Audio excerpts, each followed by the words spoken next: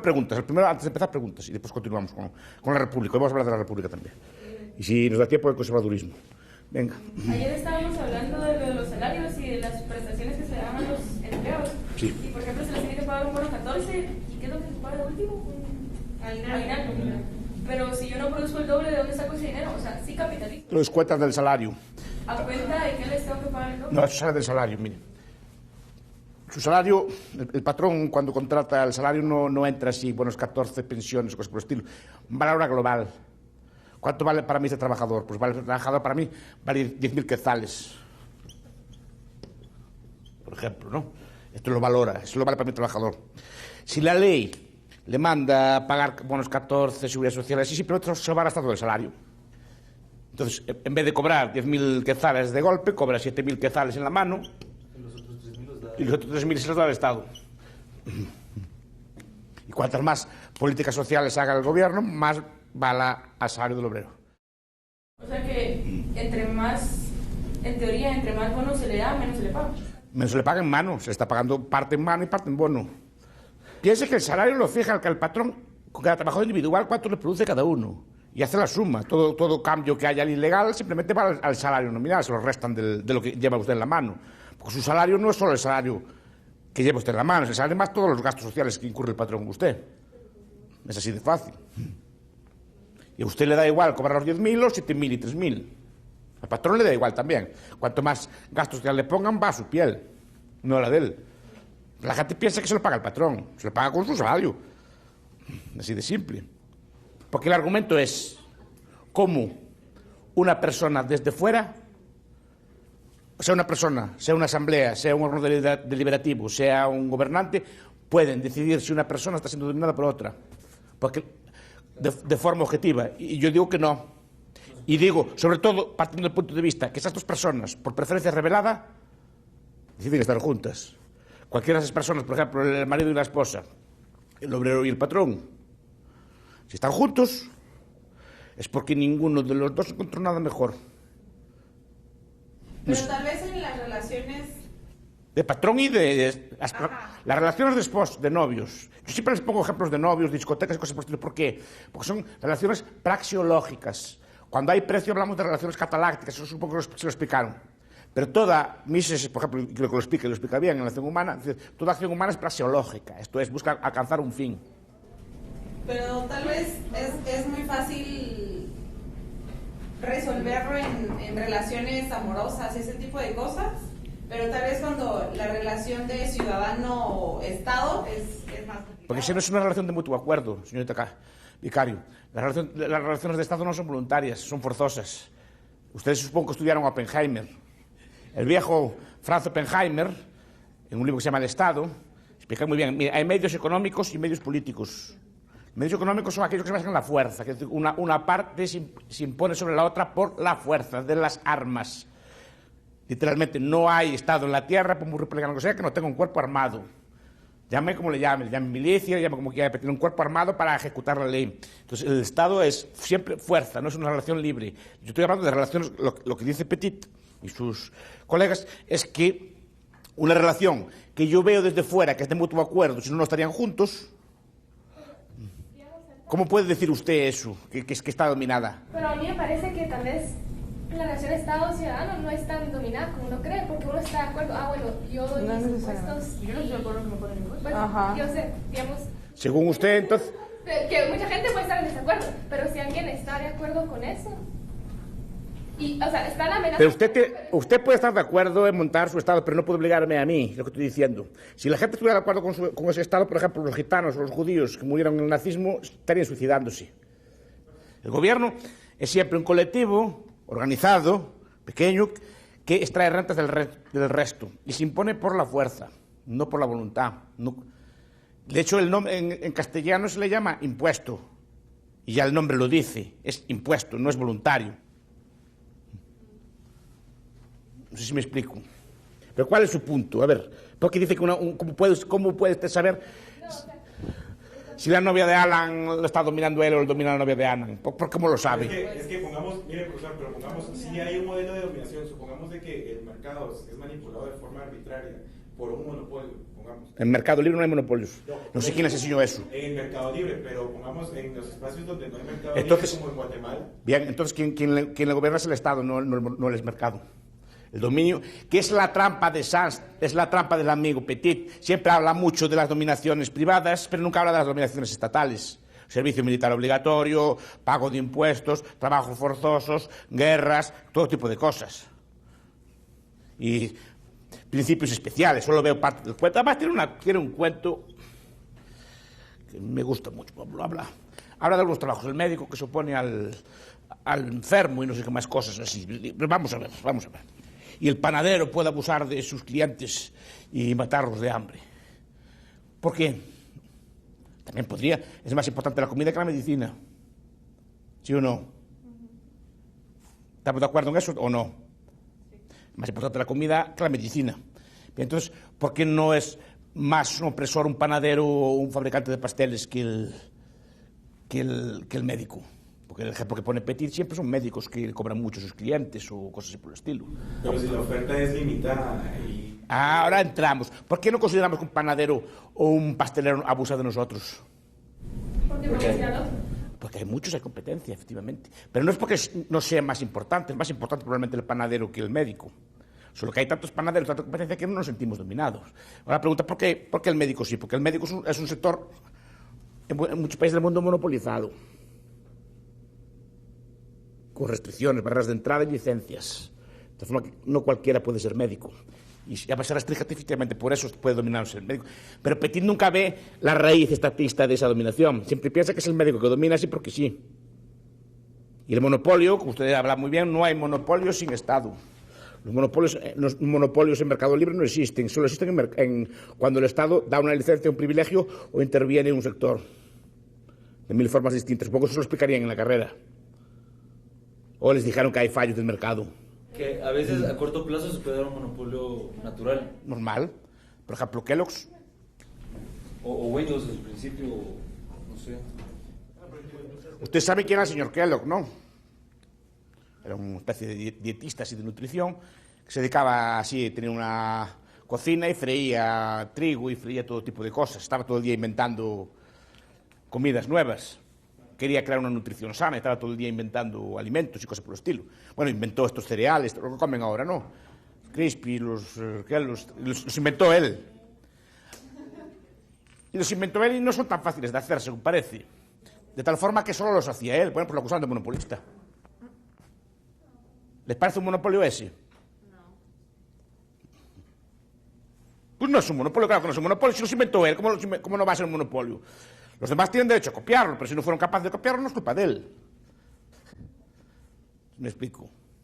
En última instancia, todos somos monopolistas de nosotros mismos. Que depende cómo define el bien. Coca-Cola es monopolio, puede monopolizar las bebidas de gas, pero no las bebidas. Que depende de dónde alcance el bien. Le digo, es que la idea siempre es el subjetivismo. Ustedes estudiaron escuela austríaca, supongo. Escuela austríaca son dos cosas: individualismo metodológico y subjetivismo. Eso es lo que tenemos en común todos los austriacos. Los demás, pues hay diferencias. Pero esos dos puntos, subjetivismo y individualismo metodológico, son los que definen a la escuela. Entonces, el subjetivismo es eso, que en cada relación hay dos partes. Quiere decir, yo no puedo entrar en la mente de otra persona y saber si está dominado o no. Yo solo puedo observar su actuación, su acción revelada. Y yo lo único que veo revelado es que esa señora y ese señor están juntos. Y no hay fuerza. Si es así, yo no puedo, no sé si habrá dominio o no, eso depende de la opinión de cada uno. Yo sé que no puedo decirlo. Y segundo, mi amigo Petit tiene un problema. No dice a partir de qué punto hay dominación. Porque es otro aspecto de la escuela austríaca, que es el marginalismo. No sé si me explico. Si su novio le dice, esta noche vas al cine, ¿por qué? Porque me apetece a mí, no sé si me explico. No es una dominación arbitraria. ¿Usted cree que eso justifica la intervención política? De la asamblea o de la deliberación para evitar que usted le impidan ir al cine esta noche, no sé si me explico.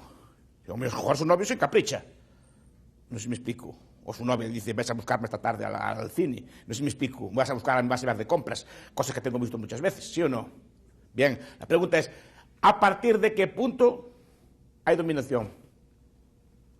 El cine estamos de acuerdo que no, pero el cine más pegar el cacharro, sí. No sé si me explico. ¿A partir de qué punto es marginalismo? ¿A partir de qué punto marginal podemos hablar de que hay un cambio sustancial de no dominación a dominación? Diga. Pero es que, bueno, tal vez no se puede especificar a partir de qué punto, pero Pérez se habla de alcance e intensidad. Sí, pero ¿cómo los define? ¿O los define él a gusto de él? Entonces... Lo que Pérez dice en algún punto es, y yo, o sea, entiendo de que usted es anarcocapitalista, pero una realidad es de que el Estado en el imaginatorio sí existe. Bien. ¿Usted cree que yo soy un ateo del Estado? Pero usted es un ateo del Estado, exacto. Pero en este punto la cuestión es esta, y él lo dice en algún punto y tiene razón. Cada vez, y la realidad es esta, cada vez más y más las acciones públicas son controladas por el Estado. Bien, estoy de acuerdo. Y entonces lo que él dice es, lo que tenemos que encontrar es una manera, y en ese punto yo sí creo de que por eso es de que el republicanismo de Pérez no pelea con el liberalismo, porque lo que él está diciendo es, porque él también reconoce, el Estado genera algunas decisiones arbitrarias, genera decisiones arbitrarias, porque al final el Estado no es otra cosa sino un conjunto de gente que está tomando decisiones que mejora su estatus de vida, y lo que dice es, lo que tenemos que hacer es encontrar formas, y por eso es que él propone cribas deliberativas, propone gobiernos mixtos, pesos y contrapesos, porque dice, ya está, lo que tenemos que hacer es... Eso es para el siguiente tema, vamos a entrar. Y pongamos, en ese caso yo sí creo de que, yo ahí sí miro un punto donde sí, no tiene por qué estar peleado una visión liberal, porque es lo que está diciendo, incluso él mismo dice, la única forma de limitar al Estado es a través de la sociedad civil. La sociedad civil limita al Estado y el Estado limita la acción de la sociedad civil. Entonces, ese es el primer contrapeso que hay entre uno y el otro. En ese sentido, lo que él está diciendo, creo yo, es que la acción privada puede limitar la acción pública estatal a través de cuestiones reales y poder estar haciendo cosas, ¿no? Era lo que usted decía, si de forma privada se soluciona una situación, entonces no tiene el Estado por qué interferir. Yo creo de que de alguna manera... Pero Petit dice textualmente que tenemos que estar dispuestos a aceptar una mayor intervención del Estado. Lo dice textualmente, si quiero le digo la página ahora. Bien, pero lo pregunto es, si no hay un punto fijo, un punto objetivo, a partir del cual hay dominación y dominación, el aplicar si una acción es o no dominante es arbitrario. El poder político, el Estado, la deliberación, la asamblea, lo que sea, decide que en tal relación hay dominación, sí o no. Y lo define de forma arbitraria, porque no hay ningún criterio, ninguna fórmula para decir sí o no. ¿Sí o no? ¿Es arbitrario o no? En el sentido que no hay una regla legal, es decir, a partir de tal grado de fuerza, por ejemplo, si le manda ir al cine, no es dominación. Si le manda ir al cine y además fregar el cacharro, eso es dominación. ¿Cuál es el punto? Eso no se define. Se dice que a él le parece que hay dominación. ¿Cuándo en ese caso? Pues les ponía el ejemplo de mis alumnos de ayer, ¿no? De que fue real y yo digo, no veo yo, ellos querían estar juntos y a pesar de supuestamente la dominación. Pero bueno, o sea, para determinar si en una relación o en un intercambio hay dominación o no, es una cosa arbitraria. O sea, para eliminar la arbitrariedad tenemos que usar medidas arbitrarias. Es una cosa que no me cabe en la cabeza, en mi torpeza. Es decir, para acabar con la arbitrariedad en las relaciones y el dominio arbitrario, tenemos que usar medidas arbitrarias. Ya, eso es el republicanismo, en mi opinión. ¿No? Pero eso se llama en lógica de razonamiento circular. Pero póngase, pero a ver, cuando él está hablando cuando Pérez habla, por ejemplo, de las relaciones de dominación, yo sí considero, y me voy a atrever a decir una cosa muy tonta, pero a ver, cuando a mí me están dominando, por eso es de que él habla de las cribas. Bien. Y porque, son el mecanismo que yo tengo como individuo para ir a declarar que yo tengo que yo considero que estoy siendo víctima de algún tipo de dominación. Y de esa cuenta es de que porque Pérez no está diciendo, vamos, salgamos, interfiramos en la esfera privada de acción de cada quien. No, está diciendo, hay una esfera de vida pública y una esfera de vida privada, y cuando alguien dentro de su esfera de vida privada siente que se le está dominando, se le está coaccionando de forma arbitraria, y por lo tanto está actuando en contra de su libertad negativa, porque usted estaría diciendo, porque lo correcto sería, dejémoslo en paz. que nadie se meta con él. Pero cuando alguien se está metiendo y lo está interfiriendo y él necesita ayuda para que pueda salir y lo puedan dejar en paz, entonces lo que hace es de que no precisamente al Estado, puede ir a un cuerpo civil, a un cuerpo ciudadano y pedir de alguna manera, abogar por un derecho de acción pública, porque al final, si interfieren con mi libertad, van a interferir con el otro. Ahora entramos en esto. Perfecto. Entonces, el ciudadano necesita autonomía, que es otro punto que le gusta mucho a Petit. Pero lo que digo yo es, ¿cómo puedo saber que una persona está dominada si quiere estar con la otra? Es decir, si usted sigue con su novia o usted sigue con su patrón, ¿cómo puede decir que está dominado? El problema es que Petit dice que a veces uno ni siquiera se da cuenta que está siendo... Y él sí. No sé si me explico. Usted no lo sabe, pero él sí que es más listo que usted, lo que está diciendo. Debería la sociedad civil... Claro que el Petit dice eso. Y se da cuenta de las relaciones dentro de la misma... Pero vamos a ver, por eso les decía de mis alumnos, decían que chica más explotada y que mal está, que tiene que hacer los deberes al novio. No sé si me explico. Pero ellos decían, déjame en paz, que si no es por eso yo no tengo este novio. Tengo uno peor. No sé si me explico. ¿Por qué no me dejan tranquila? Decía ella, no sé si me explico. Que ellas piensan que si le obligan a repartir el trabajo con el novio va a querer seguir andando con ella. Y eso es lo que piensa la gente. Y la gente no sabe que en otras condiciones ya no andaría con esa chica. No sé si y viceversa. Si él no fuera tan guapo no le haría los deberes, no sé si me explico. Y es real. Es decir, ¿cómo desde fuera puede parecer, a las chicas le parecerá que está la chica dominada, a los chicos le parecerá que está el chico dominado?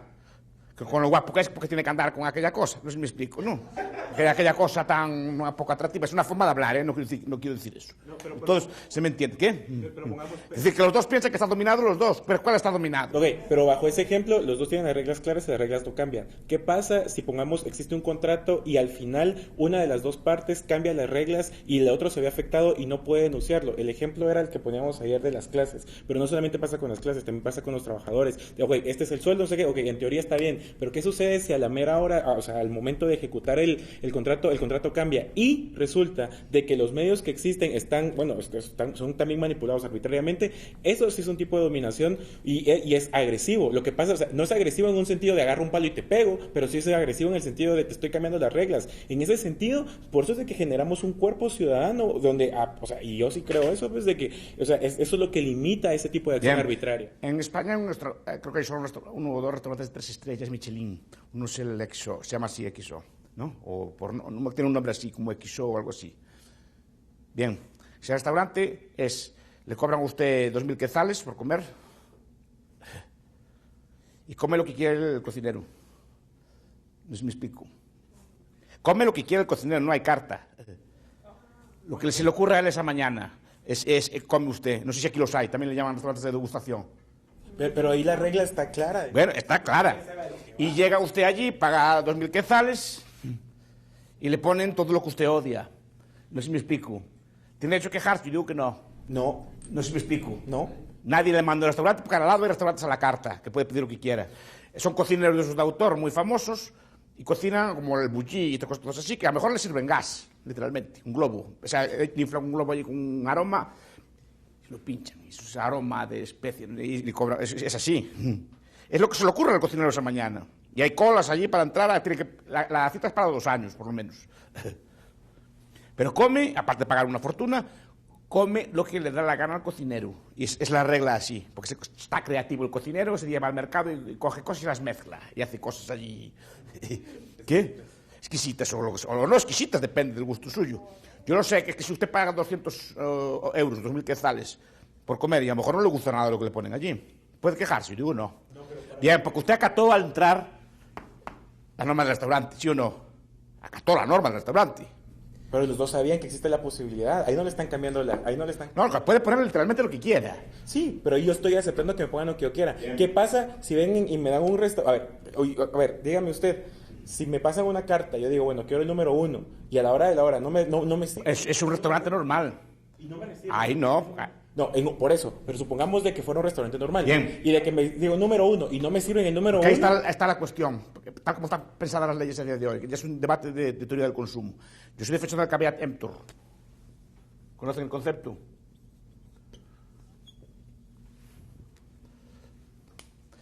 Nunca estudiaron el caveat emptor en teoría del consumo. Dice que el consumidor no tiene derechos. El consumidor tiene que cuidar de sí mismo. Antes de entrar a un sitio tiene que pedir garantías.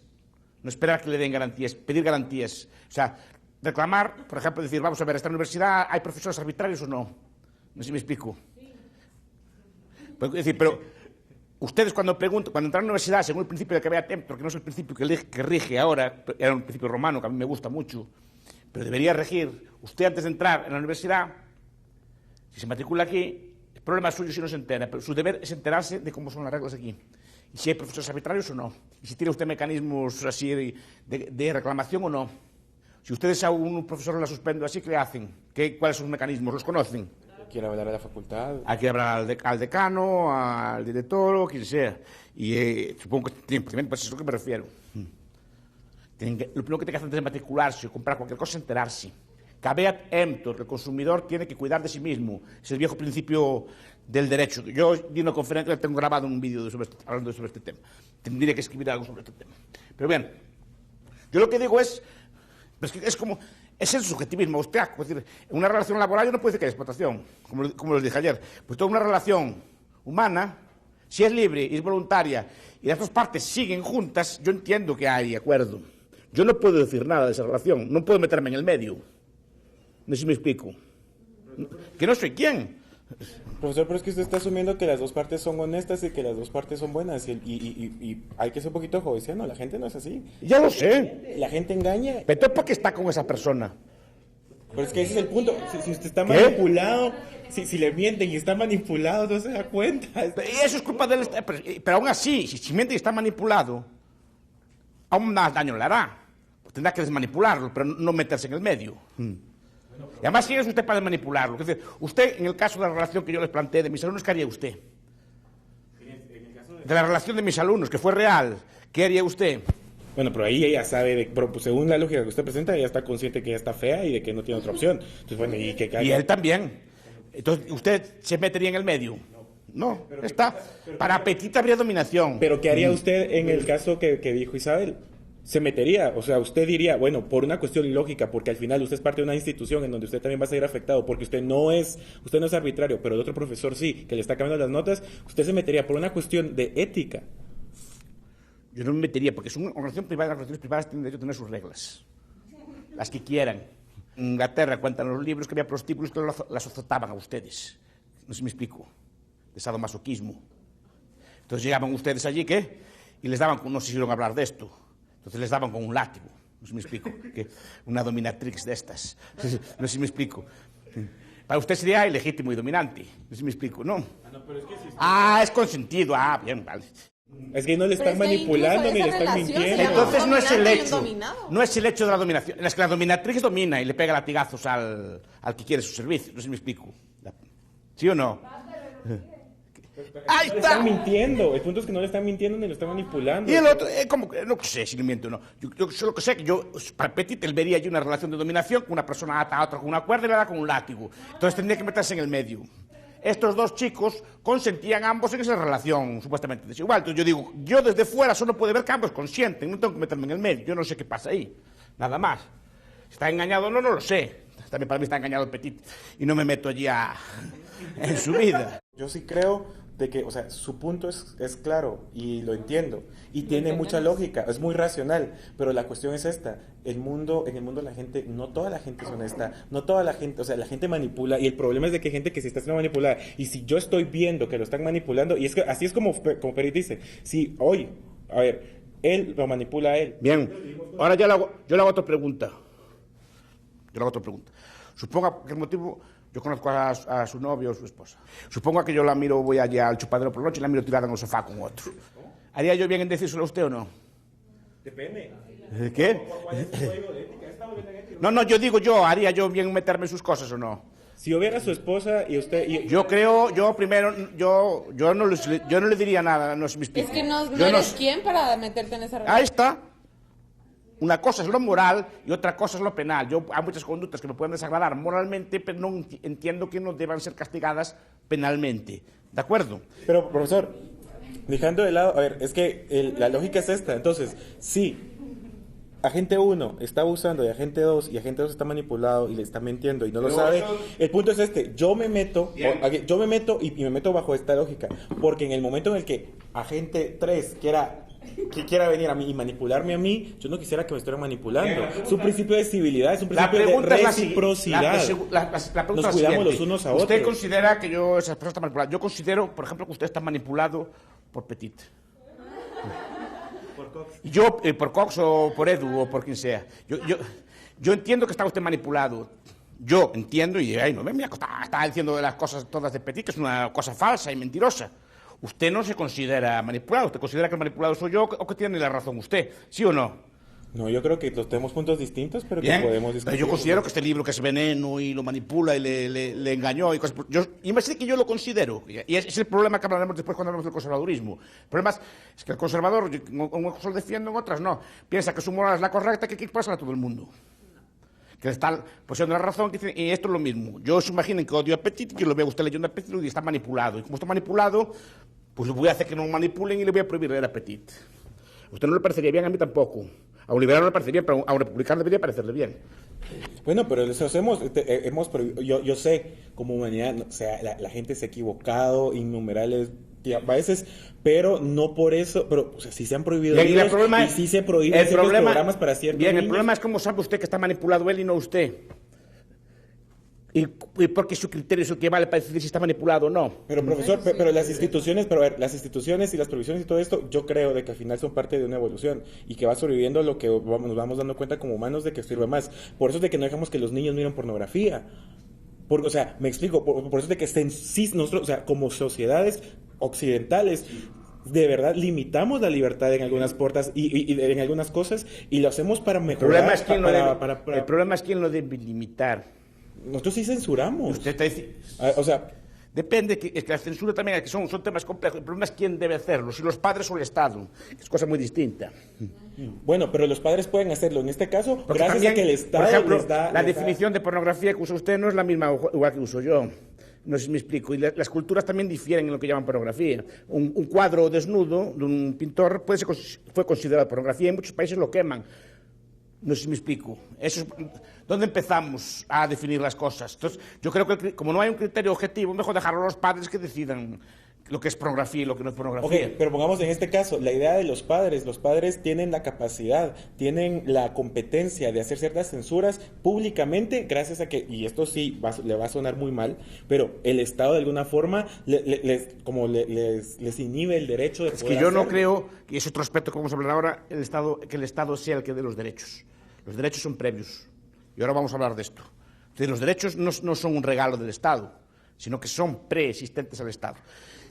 Siguiente punto del republicanismo. Gobierno de leyes y no de hombres. ¿Vale?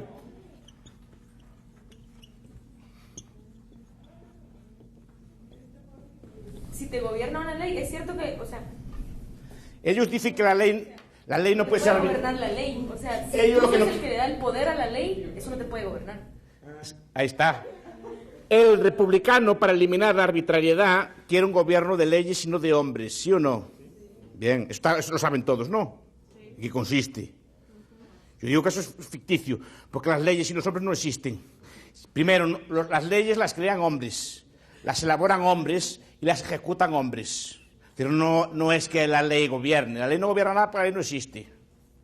Las leyes son regulaciones de conducta entre hombres y los hombres deciden si ejecutarlas o no. El amigo Alan sabrá que hay un montón de sentencias del Tribunal Supremo que simplemente los gobiernos decidieron no acatar. Punto. Y como no hay quien las acate, no se acatan. No sé si me explico. Pues porque el Estado no es fuerte y no lo No, el Estado no, es que es el Estado quien no quiere. Porque hay otro mito aquí. Como si hubiera una división de poderes. Que es otra cosa que le gusta mucho al republicano también, la idea de la división de poderes. ¿No? Miren qué radical soy. No hay división de poderes ni puede haberla. Déjenme argumentar. No sé aquí, en España, quién controla el PP a día de hoy, controla el Ejecutivo, el Legislativo y el Judicial al mismo tiempo. Controla quien controla el Partido Popular, que es el partido que gobierna en España, la máquina política que gobierna en España, esas personas, que son personas, pues será Rajoy, Soraya y los que están con él, Dicen, tú vas en la lista, tú no vas en la lista. O sea, escogen quién va a ser diputado. 2, una vez que salen diputados y gobiernan, escogen quiénes van a ser los ministros. O sea, escogen al Ejecutivo. Y 3, a través del Consejo General del Poder Judicial, deciden quién es juez político y quién no. Y en Guatemala no sé cómo es, pero supongo que será parecido.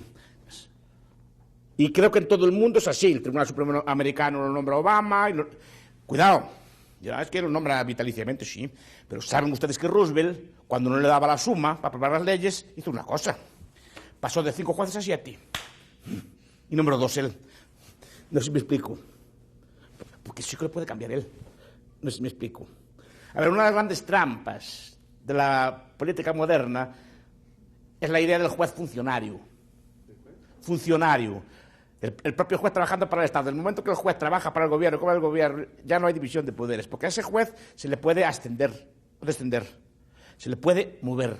Por ejemplo, una jueza en España que perseguía mucho a los políticos, la jueza Alaya, ¿no? ¿Qué hicieron con ella? ¿Mataron? No, eso ya es países más anticuados. La ascendieron y la mandaron donde estaba en tal, mandaron para Sevilla, con ascenso y con más sueldo. No sé si me explico. Ya está, ya le quitarse el caso. O le cambian la planta. La planta se puede cambiar de muchas formas. Por ejemplo, creando jurisdicciones especiales. Por ejemplo, tribunales especiales, por ejemplo, la Audiencia Nacional, que es un juzgado político que toca los temas que afectan a los políticos y los temas de corrupción, o se crea una fiscalía anticorrupción, de tal forma que el fiscal anticorrupción lo nombre el gobierno y le quite el caso al juez natural. No sé si me explico. O se puede hacer creando fiscalías especiales. Pues, por ejemplo, usted tal, Fiscalía de la Mujer, Fiscalía Anticorrupción, Fiscalía de Medio Ambiente, pues, así se le quitan los casos al juez natural. Y se transforma en un juez político, el que pone allí. ¿Cómo asciende usted en la carrera si usted quiere ser juez y ascender de juez raso a alto juez del Tribunal Supremo? Esos ascensos, ¿cómo son? Políticos. ¿Quién lo nombra a usted presidente de una audiencia? Pues la política. O podemos obedecer la norma y ser un imperio de la ley. Pero el problema es que la norma dice eso. La norma dice lo que estoy diciendo yo. La norma dice que será escogido el presidente por el presidente de los jueces por el Consejo General del Poder Judicial. El problema es, ¿quién nombra al Consejo General del Poder Judicial? Que es una asamblea, así, como la que le gusta a ustedes, los venecianos. O sea, el Consejo General del Poder Judicial es el gobierno de los jueces. Pues son, por ejemplo, 40 jueces. Y serán nombrados por el Congreso, dice allí. Serán nombrados por el Senado, dice allí. Y serán nombrados por las asociaciones, y otros tantos serán nombrados por el Ejecutivo. Están nombrados por la misma mano todos, no se dan cuenta. Dice, serán nombrados por el Congreso. Eso quiere decir que el Congreso, o sea, el jefe del PP dirá, el Congreso va a nombrar a fulano, mengano y perengano, y vosotros vais a votar por él. No sé si me explico. Y el Senado, que también lo controla el PP, dirá, ¿quién va a ir por el Senado? Tú, tú y tú. ¿Y quién va a ir por el Ejecutivo? Tú, tú y tú. Y al final, quien controla, el soberano controla los tres cosas. Sí, pero lo nombra el Congreso, el Senado y no sé qué más. Pues sí, lo nombra. Pero ¿quién controla el Congreso, el Senado y el Ejecutivo? Y es lo que dice la norma. Y se cumple, parece que se cumple. Pero por eso es de que, a ver, pero por eso es de que el mismo republicanismo ofrece la opción de que lo que tenemos que hacer es dividir. O sea, todos sabemos de que si el que corta y reparte el pastel es el mismo, va a recortar y lo va a cortar y lo va a repartir de la forma que quiera. Pero si usted divide el poder, porque el poder al final es un valor que podemos dividir y que podemos poner pesos y contrapesos, frenos que limiten, porque obviamente somos hombres compitiendo contra hombres, pero si tenemos competencias para limitarnos. Es, en mi opinión, un cuento chino y es una forma de engañarlos. El poder no se divide, el poder se le enfrenta. Si usted quiere dividir el poder, no puede dividir el poder internamente. Yo les recomiendo un libro muy bonito, si les gusta la política, no si estamos hablando aquí de contrapesos y cosas por el estilo. Quieren hablar de política, yo les recomiendo un libro que se llama Maurice Joly. Esto no lo enseñan en las escuelas. Diálogo en el infierno entre Maquiavelo y Montesquieu. Si quiere enfrentar al poder, el poder tiene que estar dividido desde fuera. Por ejemplo, si quiere dividir el poder judicial, no puede crear jueces del Estado, tiene que crear jueces fuera del Estado. ¿Cómo se hacía? Los juicios de la Gentry, por ejemplo,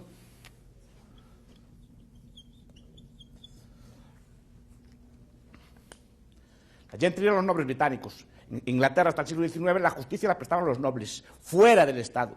La justicia de cadí. ¿Quién sabe qué es un cadí?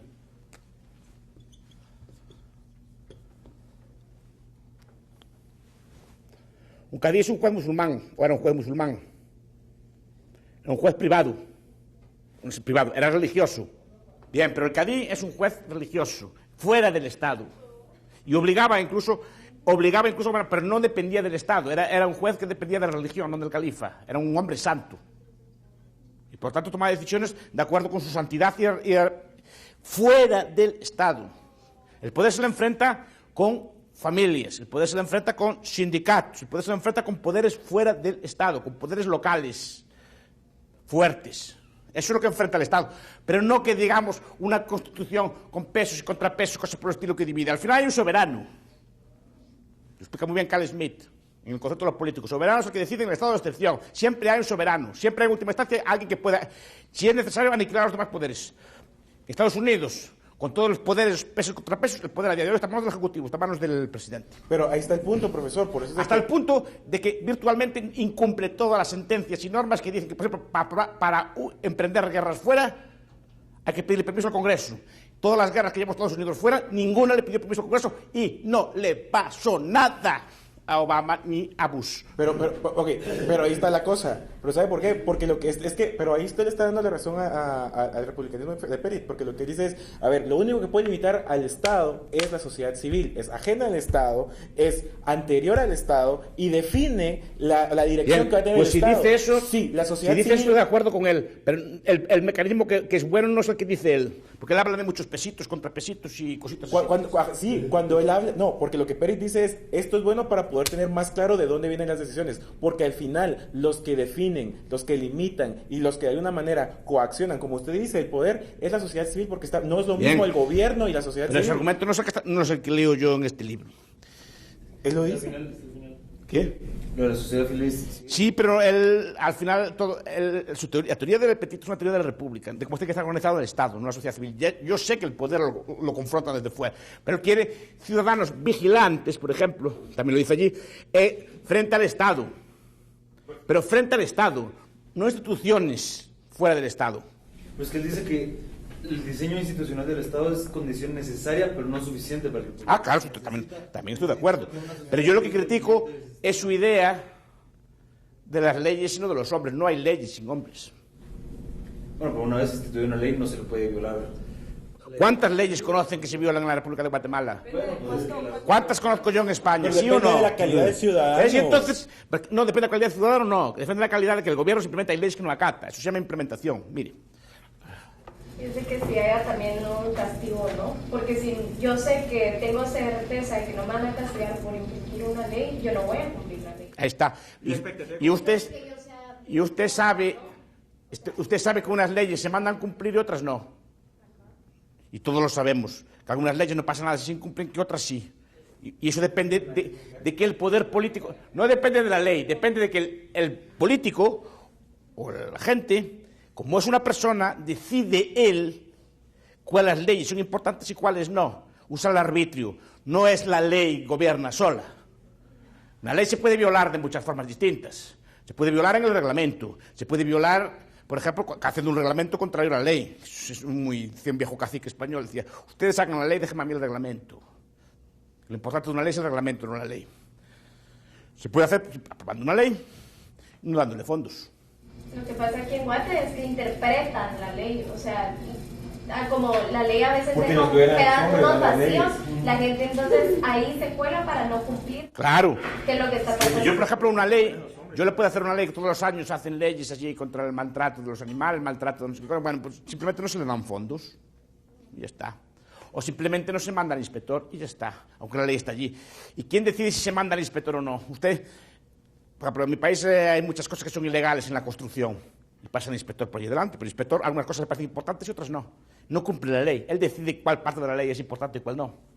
Es más, ustedes saben lo que es una huelga a reglamento.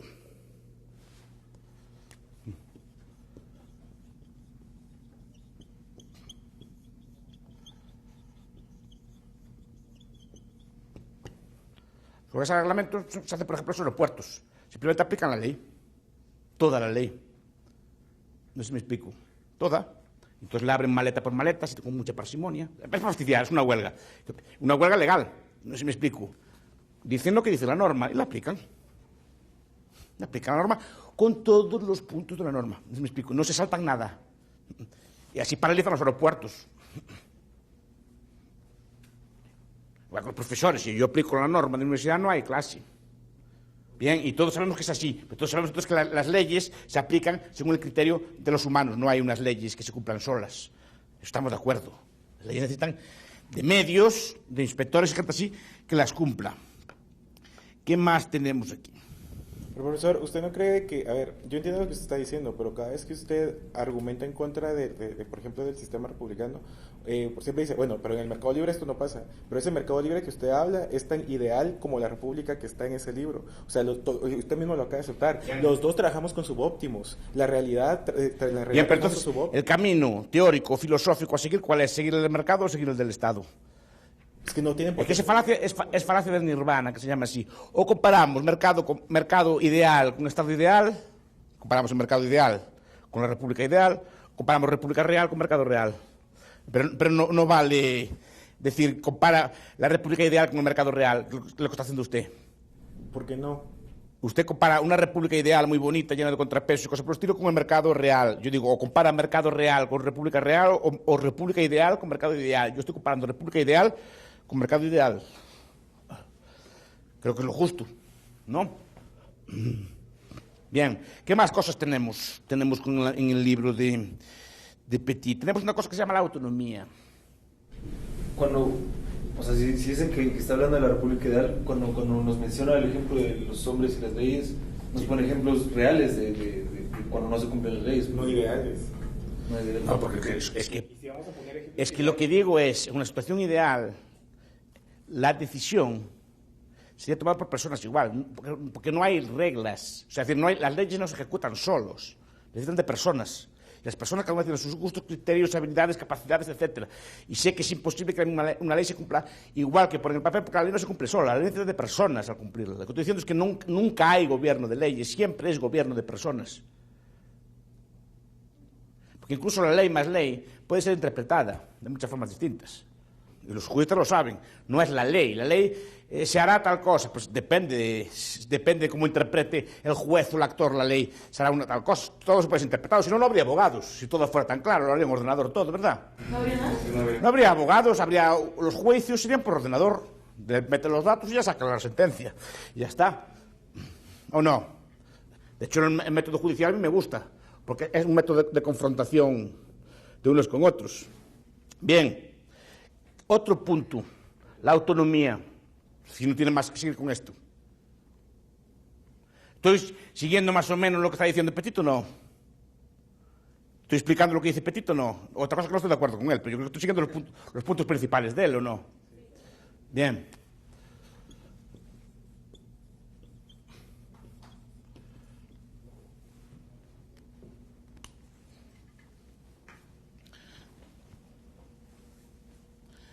Para evitar la dominación arbitraria, una de las medidas que se proponen en estas lecturas es la idea de que, ¿cómo decirlo?, el ser humano tiene que ser autónomo y no tiene que depender de otro, que no tiene que depender arbitrariamente de otra persona.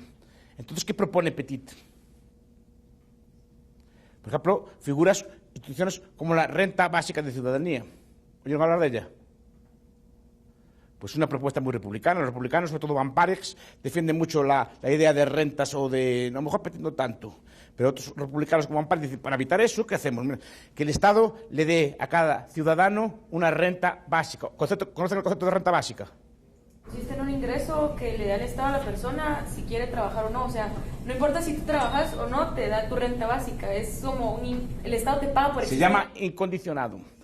O sea, es un ingreso incondicionado. Sí, es así, no se ríen, es así. Lean a Petit no, pero Van Parex y otros, sí, Raventós y otros sí que defienden estas cosas. El profesor Rayo en España sacó un libro contra la renta básica, y yo tengo un paper contra la renta básica también. Porque es una cosa republicana. Entonces yo publiqué hace un par de años un trabajo contra la renta básica, porque es por el principio de autonomía. Estaba diciendo que para que usted no esté dominado por nadie, el Estado le tiene que dar una renta. ¿Pero en qué sentido tiene que le paguen a uno por existir? Pues es el sentido que estamos diciendo aquí. Así no depende usted de nadie. No tiene que usted que aguantar a un marido que le gruña, ni a un padre así que le sea malo. ¿Está ni... dependiendo del Estado? ¿Qué? No, eso yo no, él. Pero ahí, digamos, si el Estado me da la renta básica, que estoy dependiendo del Estado. Sí, pero supuestamente se la da incondicionalmente. Es decir, se la da independientemente que sea pobre o rica, se la da a todo el mundo. ¿Me estoy explicando? A todo el mundo. Sea usted rica, sea usted pobre, esté enferma, sana, lo que sea. Usted, cuando cumpla 18 años, tiene una renta. En España se calcula de 700 euros, 7.000 quetzales, más o menos, al mes. Pero es que esto es comparable con los servicios públicos, y es cuando Perit habla de la dignidad cívica. Porque pongamos, a ver, yo no sé si usted ha ido aquí o ha pasado cerca del Ix, o alguien acá pasó cerca del Ix, pero cuando usted pasa cerca del Ix y la gente está esperando, o sea, una cola de 50 horas bajo el sol, agua, ahorita están ahí con niños, y él dice, eso no es un servicio de dignidad pública tampoco, eso lo que está haciendo es genera más esclavos, o sea, también puede venir, o sea, la dominación arbitraria también puede venir desde el Estado. Pero casi siempre viene del Estado. No, casi siempre no, siempre viene del Estado. Retiro el casi.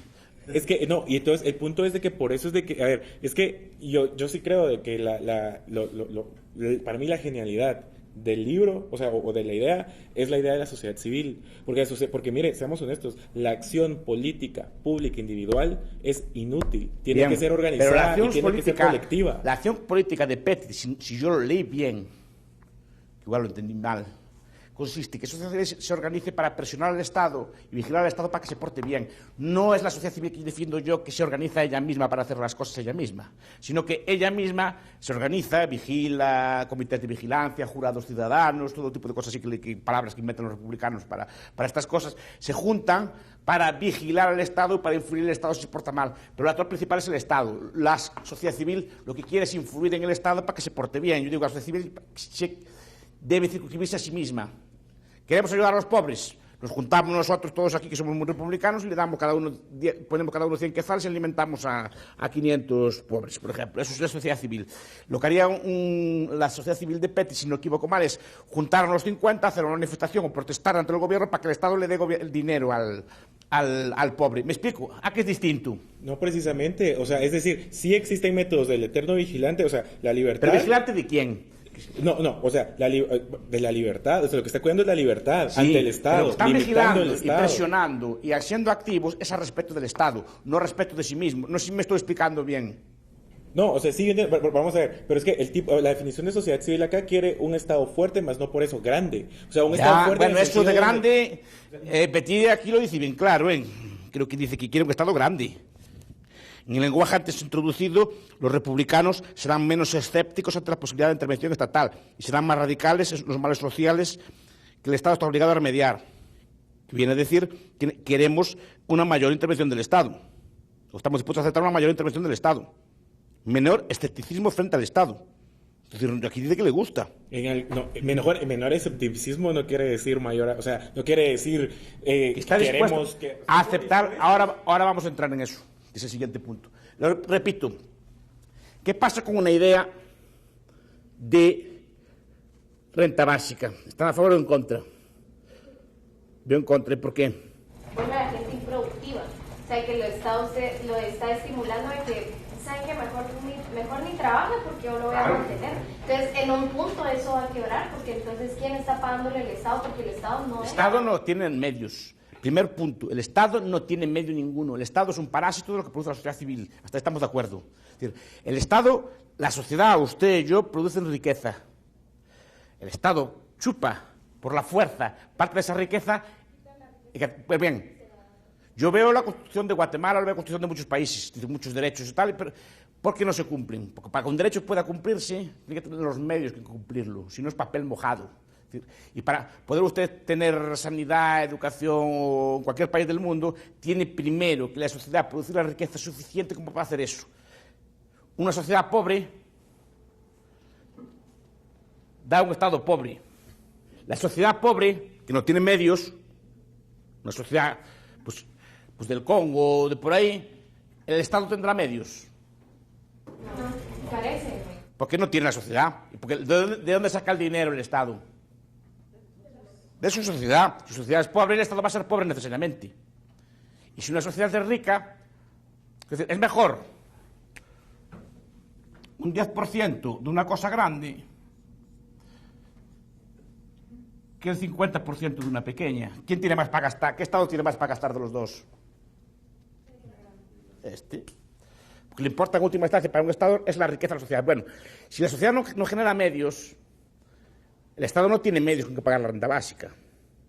Es decir, la pregunta es, si todos aplicamos al mismo tiempo nuestro derecho al surf, que no lo digo yo, lo dice Monparix,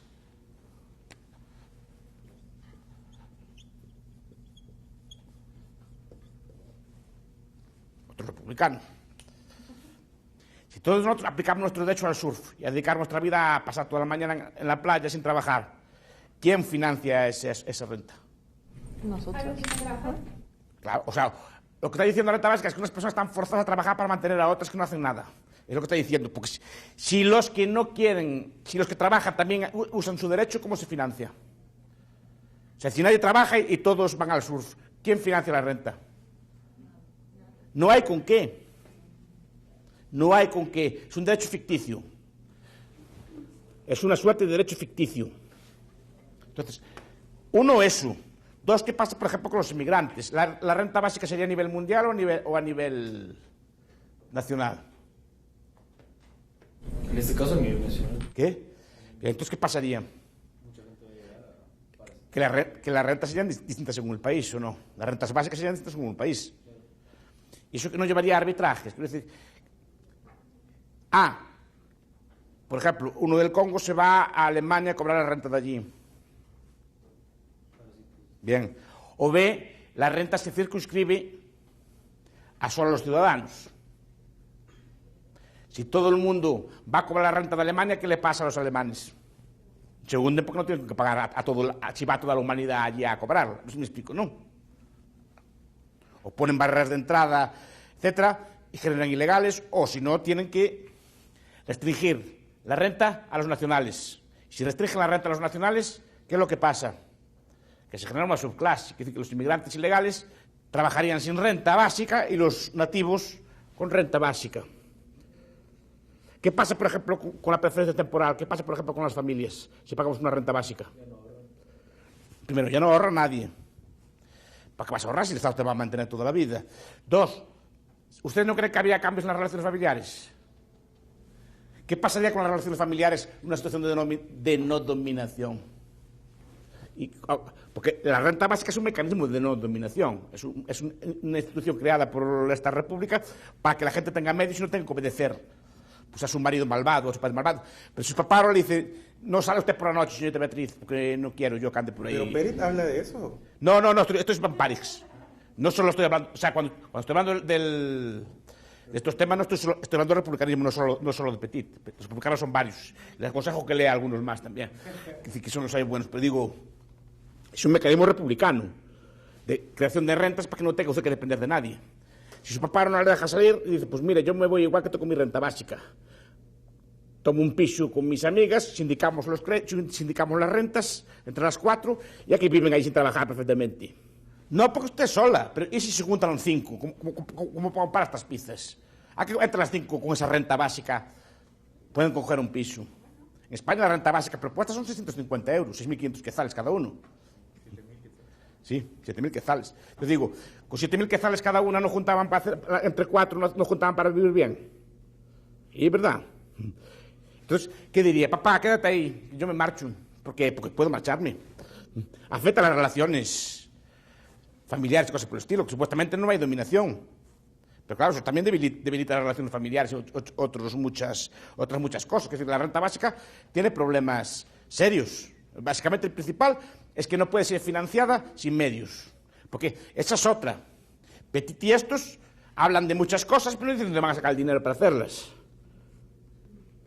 No dicen dónde van a sacar el dinero para hacerlas, todos son instituciones y muchas cosas, y piensan que los impuestos se pueden subir hasta donde ellos quieran. Y no es así. Queda por hablar, por ejemplo, los temas de la Constitución. ¿No? Para mí el republicanismo es una especie de lavado de cara del Estado. ¿no? Es una especie de lavado de cara del Estado. Es querer diseñar la idea de un Estado bueno. Yo creo que ya les expliqué la teoría predatoria del Estado y estas cosas así, ¿no? Bueno, pero aún así, aceptando la idea del Estado predatorio, eventualmente, vamos a ver, las instituciones sí se van escogiendo por evolución, o sea, se quedan las que funcionan y las que no se quitan. Sí, pero es que eso no es... A ver, sí, no... Si el pacto fuera libre, lo que pasa es que el Estado no es libre. El Estado es... Ustedes piensan, claro, que esto es como evolutivo. Alguna cosa de evolución hay, pero no es evolutivo. Yo digo... Yo les expliqué la teoría predatoria del Estado, creo que hay otros años, si no, no. Es decir, que el Estado no es ningún contrato, el Estado no es ninguna institución, el Estado es predación, es decir, es una máquina. Max Weber, comentaba Max Weber, dice, ¿cómo se fundó Roma? Es una banda de bandidos que conquista un territorio. Ya hablamos de esto alguna vez, ¿no? ¿No conocen la teoría de la superestratificación?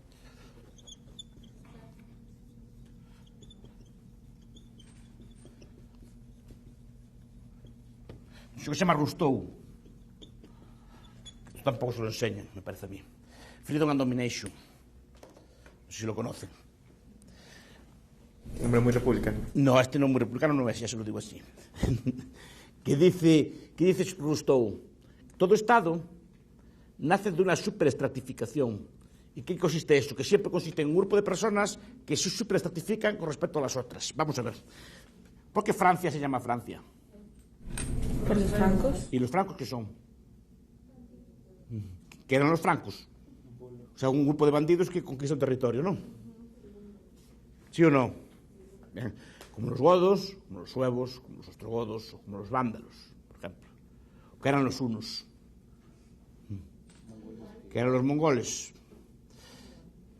Bien. Entonces llegan los francos, conquistan la Galia, ¿y cómo hacen? Al jefe de los godos, al jefe de los bandidos, ¿qué le llaman? Rey. A los amigos del rey, ¿cómo le llaman? Conde, duque, marqués, tienen su nombre, porque reparten las tierras entre ellos. Bien. ¿Y esas personas qué hacen? Esclavizan a la gente y les obligan a pagar tributo. Bueno, de ahí viene el Estado francés. Todo Estado, según es nuestra superstición. Bueno, después vienen los árabes a España. ¿Qué son los árabes? ¿Un grupo de qué? De bandidos. Bereberes, casi todos ellos. ¿Qué hacen? Conquistan España. ¿Y al jefe de los bandidos cómo le llaman? Califa. No sé si me explico. ¿Y los amigos del bandido qué hacen con ellos? ¿Qué hace con ellos? Les da... Partes de tierra. Bueno, después los bandidos españoles echan a los moros fuera. Y todos los bandidos españoles vienen a América. ¿Qué hacen? ¿Y qué eran? ¿Qué eran ellos? Bandidos. ¿Y qué hacen después?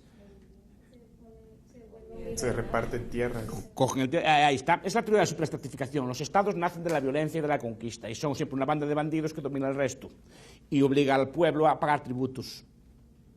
Siempre esa es la tesis de Rousseau, es que siempre fue así, pero el problema es que sigue siendo así. Cambió la fórmula, como leyeron a Mosca ustedes. Gaetano Mosca, la clase política. Lo hemos visto con Edu, o sea, lo ha mencionado. Es un elitista clásico, son los tres elitistas, Mosca, Pareto y Michels. Son los tres teóricos que dicen que toda sociedad está gobernada siempre por una élite, por una minoría. Frente a ellos está el mainstream, ciencia política moderna, que dice que hay pluralismo, Robert Dahl y compañía. Obviamente yo soy de Mosca, no soy de Dahl, ¿no? Pero bueno, Mosca lo que decía, mire, toda sociedad está gobernada por una banda organizada y que le saca tributo al resto. Y es una ley de hierro, siempre es así y siempre va a ser así. Lo que cambia es la forma de la clase política. Hay clases políticas abiertas, como las democracias, y clases políticas cerradas, como las aristocracias. Es decir, pero todas ellas consisten en un grupo pequeño de personas que domina al resto. Y todas ellas apoyadas por una fórmula política. Pues esta es la teoría del Estado. La teoría predatoria del Estado, uno de los primeros en formularla, ¿saben quién fue? Ibn Khaldun, ¿lo conocen? Aparte del centro, porque tienen un centro ahí, pues aparte de tener un centro ahí en el EPRI, debían saber quién fue y leerlo, que es un libro gordo, así que se llama Introducción a la Historia Universal, la Mucata de Milla, me parece que se llama así. Pues ese señor decía que todo Estado nace de la conquista, el pillaje y la predación. Y todos los reinos todos los reinos, él estudiaba el mundo árabe de su época, y decía, todos los reinos que hay en este mundo fueron conquistados por bandidos árabes que conquistaron el terreno y se pusieron en el terreno a mandar. Pues era un viejo defensor de la teoría predatoria del Estado, pero Hume también defiende que el Estado es predador. Benjamin Constant, que no sé si lo conocen. Sí, sale, lo menciona. Pues Constant, pues ahí nos cita el espíritu de conquista, o cita la libertad de los antiguos y la libertad de los modernos, la libertad de los antiguos, ¿verdad? Porque Constant tiene un libro muy bonito, se llama El espíritu de conquista, que dice que los estados también son predadores y roban y saquean, pero dice, por ejemplo, yo le recomiendo siempre un autor, Charles Tilly, lo estudiaron, no lo enseñó Edu, estudiaron guerra y construcción de estados como crimen organizado. Ahí no, claro, les explicará eso de las comparaciones, ¿no? Grandes comparaciones, procesos amplios, es un libro que tiene. Pues él tiene un trabajo que está en internet, en PDF, si lo quieren, que se llama así, Guerra y construcción de estados como crimen organizado. Y compara al Estado como una mafia. Y dice que yo creo que el Estado es peor que una mafia. La mafia más grande, diría. Es una mafia más grande, más criminal y además tiene escuelas. Si la mafia, a diferencia de una mafia normal, le roba y le deja en paz. Pero es que por encima la mafia estatal, cuidado, que es una mafia no lo digo yo, lo dice Tilly. Y yo comparto su visión, pero lo razona mejor que yo, porque tiene toda la estructura de una mafia. Solo que además tiene escuelas, es decir, que por encima adoctrina a los niños y a los chiquillos de que esa mafia es buena. No hay mafia, por ejemplo, bueno, vamos a ver, no hay mafia en el mundo. Ustedes oyeron hablar, por ejemplo, de la batalla del Camino de las Damas, o de Verdún. Sí, después de Primera Guerra Mundial. Bueno, en una mañana, solo en una mañana, en 2 horas, murieron, por ejemplo, 50.000 jóvenes ingleses frente a las ametralladoras alemanas. Como decían los libros de historia, la flor de la juventud británica, porque eran los estudiantes de Oxford que estaban allí. No sé si me explico. Murieron en una mañana 50.000 jóvenes como ustedes, combatiendo con gente que no conocían de nada y que no le había hecho nada. Dígame una mafia que hiciera alguna vez algo parecido. Esa semana, en unos meses, murió ahí 1 millón de personas. Dígame una mafia que haya hecho eso, que manda a combatir a su gente contra gente que no conoce de nada y que no le hizo nada. Y que mueran así por millones. Dígame una sola. Y les ruego también que hagan un favor de sumar las muertes por violencia de ese estilo y comparadas con la violencia del Estado, lo que mata más gente. No hay banda criminal parecida. Si no, les reto, mira, vayan a buscar los datos. Están sumados y contados, vayan a buscarlos. Busquen así en Google, muertes por el Estado, ¿qué? ISIS. ISIS no mata mucho. No. ¿Al-Qaeda? Tampoco. 11 de septiembre. Sí, el Al-Qaeda mató 3.000. ¿Sabe cuántos murieron en Irak? Varios centenares de miles. Lo que eso no suma. ISIS no mata mucho. ISIS mata con propaganda, que es muy distinto. Y ustedes que son estudiantes de política tienen que verlo. El número de muertos de ISIS es relativo. Hombre, no, obviamente son unos salvajes, ¿no? Pero no es el número de muertos, es cómo los mata. Esa es la astucia de ISIS, que los filma y hace como un escenario, no se fijan. Si se fijan, si saben de cine o les gustan estas cosas, cada degollado o así es filmado con 8 cámaras. Tiene 8 planos. Explico, es profesional. Es un montaje profesional de artistas. Cuando queman a aquel en la jaula, ¿lo vieron, no? Eso es una performance, no sé si me explico. Van todos allí con todos, es como, ¿vieron el triunfo de la voluntad de Leni Riefenstahl? El mítico vídeo del nazismo. ¿Nunca lo vieron? Olimpia, ¿nunca vieron esos vídeos? Es un vídeo, que son los mejores vídeos de propaganda de la historia, se llama así, El triunfo de la voluntad, que lo montó una cineasta nazi que se llamaba Leni Riefenstahl, y le montó una performance al servicio del Führer. Entonces montó un estadio en Nuremberg lleno de gente, iban todos desfilando con antorchas, todo allí precioso, todos coordinados, como cosas, y se levantaban y subían. Era una cosa espectacular, y lo filmó como una película de cine, y lo que hace ISIS es eso. Entonces, no es que mate mucho, claro que mata, pero no mata tanto. Hay muchas más bajas en el ISIS que las que causa el ISIS. Supongo que lo saben. Pero miren cualquier reconteo de muertos diario de la guerra, que los que están en las páginas de internet, muere mucho más del ISIS que mata el ISIS. Solo que el ISIS los mata para asustarnos. Y eso lo consigue. Es lo mismo que hacía Franco en la guerra. Franco en la guerra dejaba a los moros que cortaran cabezas. Y las exhibían por el pueblo para asustar a la gente. Cada que no había televisión. O como los narcos son armas de guerra. El miedo es un arma de guerra, es el principal arma de guerra. Y la mejor batalla es la que no se da, la que no hay que dar. Otros temas que toca, y ya para acabar, son el patriotismo y la virtud. ¿No? Entonces, por ejemplo, el libro clásico, como hablamos ayer, es por amor a la patria. La patria, cuando habla de la patria Virolia, ¿a qué se refiere? O Petit. Cuando hablan de la patria, ¿a qué se refieren? ¿A amor a nuestra nación por nuestra nación o al amor a las leyes y a las normas, a las costumbres de nuestra nación? ¿O amor a la constitución de nuestra nación? ¿A qué se refiere? Bien. Pregunto es cómo se puede amar algo así abstracto, un conjunto de leyes, un conjunto de papeles. Es decir, ¿eso cómo se construye? Eso tiene el amor a los principios. Sí, pero el problema es, en mi opinión, tal como entiendo no por Petit, sino por ejemplo Aurelio Arteta y otros personas que estudian el republicanismo, es que tiene que ser construido a través de la llamada educación para la ciudadanía. No es solo amor a la patria, es que hay que construir el amor a la patria, hay que educar, y de hecho, no tanto Petit, pero sí que otros republicanos quieren construir una educación cívica para la ciudadanía, educar a los niños en la escuela a través del amor a la patria y el amor a estas cosas que le gustan tanto al señor Alain, ¿no? Pero claro, eso implica educación obligatoria, implica currículum obligatorio, implica unos valores normativos obligatorios. ¿Y por qué hay que educar a los niños en esos valores? ¿Por qué hay que educarlos en el valor a la patria, por ejemplo, no en el amor a Dios, o no en el amor a la familia, o no en el amor a otra cosa? Porque ¿quién decide esos valores? ¿Por qué el amor a la patria y no el amor a Dios? Al republicano le gusta mucho también para estas cosas las ceremonias cívicas.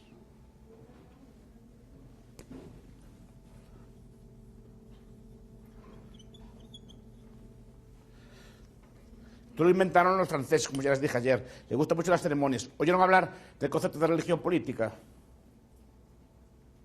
¿Alguno de ustedes leyó o oyó hablar de un señor que se llama Michel Bourleigh?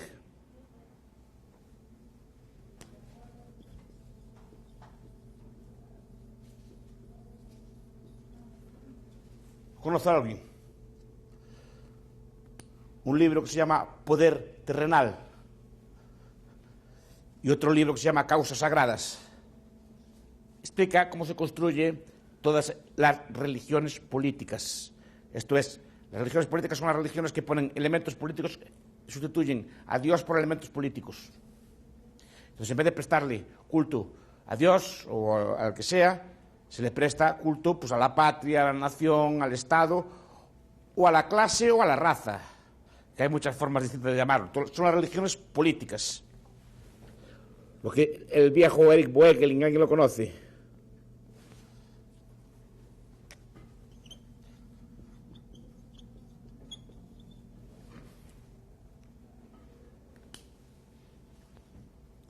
La nueva ciencia de la política, se llama así el libro, no lo conoce nadie. Lo que le llama a él inmanentar el escatón. Las religiones tradicionales, las religiones monoteístas o cualquier religión tradicional, ¿es inmanente o es trascendente? Trascendente. Trascendente. Eso quiere decir que el escatón, esto es lo que hay más allá, es trascendente, está más allá. Quiero decir, nosotros, las religiones, hablamos de todas las religiones, como dijimos allá, tienen cielos, infiernos, castigos, cosas así de este estilo, ¿sí o no? Hay un premio, un castigo, que es que ordena la vida. Toda religión tiene algún tipo de premio, castigo, ultraterreno. Las religiones tradicionales son trascendentes, están más allá. Como decía el viejo Juliano, más allá de este mundo, que es un libro que se llama así, ¿no? Entonces, las religiones, lo bueno que tienen es que prometen paraísos, castigos, y purgatorios, genas, seoles, todo tipo de cielos en el más allá. Pero están en el más allá. Nadie volvió a decir que era falso. Bien, la religión política moderna, ¿cómo es? Inmanente o trascendente. Inmanente, ¿por qué? El premio, ¿cuándo se da? Ahorita, en la tierra. Es decir, o sea, el paraíso socialista, cuando llegue el socialismo, ¿cuándo se verá? Se verá aquí en la tierra y pronto. Entonces, por un lado la capacidad de movilización es muy grande, pero por otro lado también el fracaso es muy grande. Ahí se estudian las religiones viejas, pero las políticas modernas son inmanentes. Entonces, se crea un proceso de religión política en el cual la figura del Estado sustituye a la figura de Dios. Pero también se puede hacer, por ejemplo, con la raza, como hicieron los nazis, o con la clase obrera, como hicieron los comunistas. Se trata de crear pues, un paraíso para la raza aria o un paraíso para la clase obrera. Entonces, el Estado, la República, o como quieran llamarlo, sustituye eso, sustituye a Dios. Ya hablamos aquí del culto de la tría y estas cosas así, ¿no? ¿Sí o no?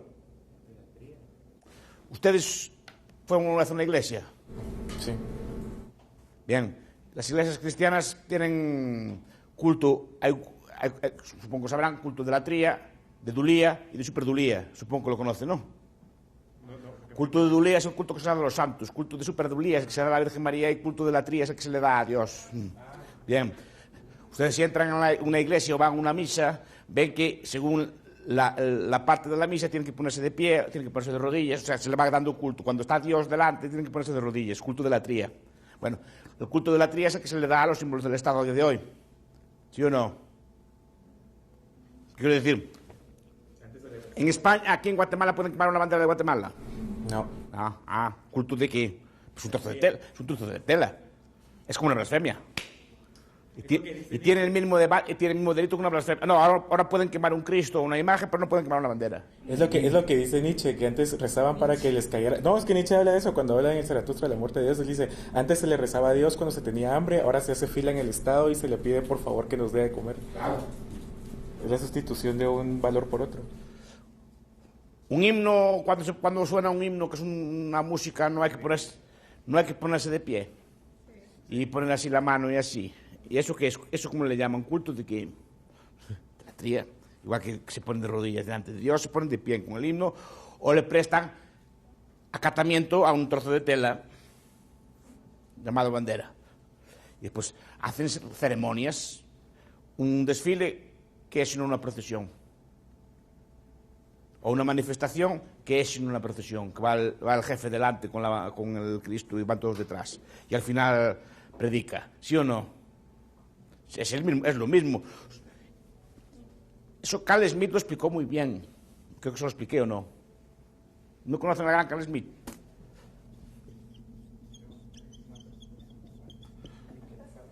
¿Cómo? ¿Conocen? El viejo de Plattenberg, se le llamaban. Carl Smith. ¿Cuál leísteis? Lo leímos como fragmentos en nuestra clase de pensamiento. Tienen libros buenos. Tierra y Mar, por ejemplo, la crítica del parlamentarismo. Era nazi, perdido. Era un tipo... No, era nazi de verdad. Pero tiene un libro que se llama El concepto de lo político y tiene otro que se llama El catolicismo como forma política. Y en esos libros, ¿qué nos dice el viejo Carl Smith? Pues dice que todo concepto político es un concepto religioso secularizado. ¿Lo que dice? Desde aquí tenemos un profesor que cuando habla de conceptos políticos e ideologías dice que son religiones seculares. Eso era la tesis de Carl Smith, en el concepto de lo político. Pero lean un libro que se llama Tierra y Mar, por ejemplo. O otro, si le gusta la geopolítica, o un libro que se llama El Nomos de la Tierra. No sé si alguien lo conoce. Esto es filosofía. Lo que pasa es que este es un tipo muy elevado. Usa el concepto de espacio, de gran espacio, para definir Entonces hay el espacio de la cristiandad, el espacio musulmán, define así los grandes espacios, que le llama él, el nomos de la tierra. Bueno, pues el concepto es este, de que la religión se seculariza. Bueno, digo, detrás del intento republicano de crear una religión política, de crear una ciudadanía amorosa y vigilante, no hay un proyecto de ingeniería social. No hay un proyecto de diseño de crear jóvenes que amen por encima de todo al Estado. Porque fíjense, en el concepto republicano, ¿cuál es la lealtad última? A nosotros mismos, la comunidad. Por decir, el proyecto ilustrado, si usted lee un tratado de los de ética de la ciudadanía, como los que hacen ellos, por ejemplo, lo que pretenden es crear que la lealtad última, por quien den la vida y a quien le paguen tributos, sea no a la Iglesia, sino a la comunidad política. La comunidad política la colocan por encima de todo. entendemos este concepto de patriotismo. ¿Cómo lo entendemos? A lo Habermas. A Habermas también lo leyeron, ¿no? Sí. El patriotismo constitucional. Estas cosas así. Pues estas ideas de que hay que amar no a la patria, sino a las leyes, la Constitución, que nos hace libres y que nos hace no dominantes. Después estas cosas de la ciudadanía activa y cívica, así que no sé exactamente en qué consisten. Que se dicen muy bien, porque no acabo de entender que existe una ciudadanía activa y participante. Yo no creo en la participación, yo no creo en esa activación. No me gusta la politización de la sociedad, no me gusta la sociedad que está todo el día discutiendo todas las cosas. Yo soy liberal o libertario, en qué sentido, yo tengo mis derechos, yo no tengo que negociar nada con los demás. Yo siempre les digo, ¿ustedes son demócratas o no? Un poco. Sí, pero no en todas las cosas. Sí, ajá. Ya discutimos esto, ¿no? Bueno, conmigo lo discutimos. Pues por eso. Ninguno de ustedes es demócrata. No, ni republicanos son. Ni admite participación. ¿Usted admitiría, por ejemplo, participación cívica? Creamos un jurado ciudadano, por ejemplo, en esta clase, para decir cómo tiene usted que cortar el pelo, para decir lo que tiene que vestirse usted esta noche, o quién puede ser su novio. Usted en todo ese aspecto no es demócrata. No son demócratas. Bien. Pues yo soy igual que ustedes, solo que en más cosas. No sé si me explico. Que aquí entra uno de los problemas de estas cosas de la deliberación. ¿Cuál es el límite de la deliberación? ¿Cuál es el sitio que frena la deliberación? Es decir, ¿de qué aspectos podemos deliberar y de cuáles no? Entonces estamos de acuerdo que escogerles el novio puede hacerse, cuidado. Puede hacerse. Yo no hablo de leyes de Jim Crow, Estados Unidos. La ley de Jim Crow, Estados Unidos, dice, por ejemplo, prohibían el matrimonio interracial. Si ustedes tenían un novio de otra raza, el Estado, democráticamente, con ley aprobada en el Parlamento, no les dejaba. No sé si me explico. Eso en muchos países árabes, por ejemplo, se marcan normas de vestimenta. Y muchas veces democráticamente. Si vamos a llevar el burka, el velo, etc. En Turquía se está debatiendo sobre el velo, están debatiendo en muchos sitios. Aquí no forma parte de la agenda, como decimos nosotros. ¿Dónde está el límite para decidir lo que podemos decidir y lo que no? ¿Me estoy explicando? Es decir, ¿de qué temas podemos deliberar? Gestión pública. No, es decir, podemos, por ejemplo, yo les estoy poniendo ejemplos. ¿Puedo yo votar, por ejemplo, el vestido que tienen que llevar esta noche? No. No, espera, cuidado, pero es que en línea en muchos sitios no se da, no sé si me explico. Aquí no se da el vestido. Hay países en el mundo que debaten y votan sobre el velo, por ejemplo, a favor o en contra. Es decir, en Francia quieren prohibir el velo por ley y en algunos países quieren ponerlo por ley. No sé si me explico. Democráticos ambos. ¿Dónde está el límite? Aquí no lo admiten. En ese aspecto ustedes no son demócratas, yo tampoco. En el aspecto, por ejemplo, personal, ¿qué novios pueden tener? Hay leyes que permiten que novios pueden tener. Hay leyes, por ejemplo, democráticas que sancionan determinadas relaciones sexuales. ¿Sí o no? ¿Sí o no? Las que sancionan, quiero decir que las castigan. No hay países que cortan la mano o cosas así. ¿Por qué? O que las piden las mujeres adúlteras, quiero decir. Bueno, pero si eso democrático interno. Pues por eso le digo. Es decir, que nosotros no lo tengamos que no sea imposible. Es decir, que en principio podemos deliberar de cualquier tema, ¿sí o no? Podemos votar de cualquier tema. Dígame un tema que no podemos votar. Bien, el republicanismo, ¿qué temas limita y cuáles no? ¿Y cómo se decide? Deliberando. Eso quiere decir que no hay un límite a lo que el sujeto deliberador puede deliberar, ¿sí o no? O sea que esa deliberación puede ser potencialmente totalitaria, porque no tiene límites. Sí, pero pongamos ahí el republicanismo sí dice, por ejemplo, lo que debate el republicanismo son cuestiones relacionadas con gestión. O sea, sí, pero gestión, a ver si me explico. Gestión, no, o sea, cuando se habla de gestión, por ejemplo, y ellos lo dicen. Bien, sí, pues que ahí está la trampa. No hay gestión. El viejo Mises definía gestión pública como la gestión de todos aquellos aspectos socialistas de la sociedad. Es decir, hay gestión educativa porque alguien decidió nacionalizar la educación. Y podría haber perfectamente gestión de la comida, y gestión de la bebida, y gestión de los teléfonos móviles, y gestión y al revés, pues la educación es privada, la sanidad es privada, todo es privado. Es decir, ¿Qué es gestión? Aquello que el Estado previamente nacionalizó. Si, por ejemplo, nacionalizamos o votamos sobre la ropa, habrá que crear, como en algunos países, como Arabia Saudí, una policía religiosa para medir el tamaño de las faldas y castigar con unos palos pues, a la mujer que no entre en la misa o la que vaya sin velo, cosas por el estilo. O sea, de esa nacionalización de algo deriva la creación de una administración. ¿Me explico? Si ustedes deciden que el Estado tiene que regular la ropa, habrá que crear, por lo tanto, una policía religiosa, con su administración pública, con su presupuesto, con su jefe y con sus cosas, ¿sí o no? Pues es así. Al final, lo que usted llama gestión, al final, en última instancia, es política. Porque el debate está, ¿dónde para la deliberación? Es otro problema que le veo al republicanismo, no para en ningún sitio. Para el republicanismo puede literalmente votar lo que quiera, porque el republicanismo no es liberal y no establece un marco claro de dónde empiezan las libertades intocables de las tocables. Y además, para un republicano no hay libertad intocable. Por ejemplo, porque yo digo que la libertad sexual no puede ser tocada, por ejemplo, cosa que más o menos estamos de acuerdo, ¿no? Bien, la pregunta es, ¿qué impide hacer una reforma constitucional que hipotéticamente, a través de la mayoría, elimine ese derecho? ¿Me explico? ¿Qué lo impide? Por ejemplo, Edu nos hablaba de los tipos de mayoría.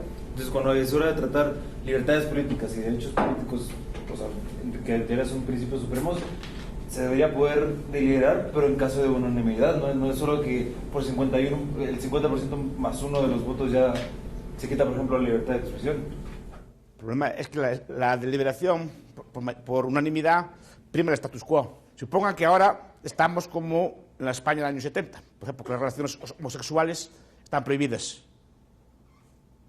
Según esa norma, en su momento constitucional, seguiría siéndolo. Porque bastaría el veto de uno. No sé si me explico. Pero prima el status quo. Pero, profesor, propongamos en este sentido, perdón que me meta, pero hablando, a ver, de, por ejemplo, el sistema, el modelo, sí. A ver, el republicanismo, de una forma ideal, lo que busca es separar el poder y evitar que sea manipulado por uno, por algunos o por muchos. En ese sentido, o sea, la misma deliberación, y ojo, la deliberación que propone Pérez, por lo menos que es lo poco que sé, de lo que habla no es una deliberación que se basa en consenso, porque no es demócrata, no. Sino es una deliberación que se basa en disenso, en debate, y lo que permite es apelar como individuos ante las mayorías, y que no porque la mayoría diga que se tiene que hacer algo se haga. Bien. Puede ser de que una persona tenga razón y que la mayoría estén en contra. Y ahí entramos en otro punto. Y ahí entramos a otro punto que es pariente de los debates de la democracia. El concepto, por ejemplo, de democracia fuerte o de democracia deliberativa, de Bernard Barber, no sé si conocen. Bernard Barber no, Benjamin Barber, no lo conocen, la democracia fuerte, se llama así, democracia fuerte, el libro, que es una democracia muy al gusto del señor Allen, muy deliberativa y muy participativa. Pero la pregunta es, si no, porque al republicano le gusta la participación y la deliberación. Primero, en la deliberación somos todos iguales. No, y en una deliberación son iguales, ¿en qué sentido? ¿Tienen toda la misma capacidad retórica? Por eso es negociación. Pues no. Es que eso sería negociación. No, pero digo que a la hora de hablar, deliberar, ¿qué entienden por deliberación? Explíquenme, operativicen. ¿Cómo sería una deliberación? A ver, en la negociación, solo para decir que no es, digamos, la negociación es cuando un sujeto está por encima por cuestiones retóricas.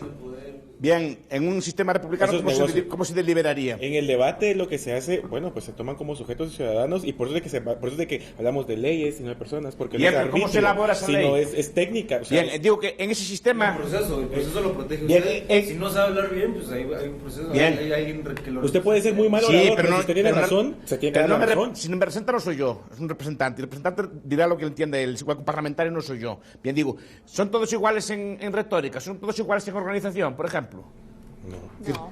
Si yo soy capaz de acarretar votos, por ejemplo, ustedes sabrán que las asambleas esas griegas que tanto le gusta a la gente estaban amañadas, venían amañadas de casa, eso ya hablamos el otro día, ¿no?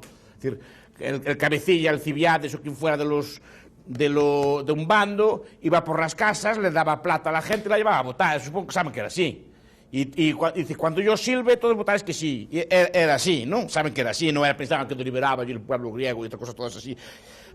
Y todos tenían igual oportunidad, no todo el mundo habla igual, no todo el mundo tiene la misma capacidad, no todo el mundo tiene el mismo tiempo para participar en esas cosas. Entonces se crea una casta de profesionales de la deliberación que son los que toman las decisiones al final, como los presupuestos participativos de San Paulo y otros sitios así. Después el pueblo delibera, no, van los profesionales a deliberar. Porque un obrero no puede pasar la mañana deliberando sobre el bien público y sobre la no dominación. No tiene tiempo para eso. Pero es que por eso es que la república se basa en representación y no participación. Es decir, yo puedo representar muy bien a las mujeres indígenas con 8 hijos que tienen que comer, aunque no sea una mujer. Bien, este es el último punto, ahora voy a entrar a hablar de los conservadores. No hay representación. Ajá, es que por eso es de que... No hay representación porque no puede haberla. La representación es dos cosas. Una, es un concepto. Es un concepto pictórico. Esto representa, es una alegoría, por ejemplo, un cuadro. Este cuadro representa la primavera, este cuadro representa el amor puro, este poema, esto es una representación pictórica, o una foto es una representación. O una representación es un contrato de mandato.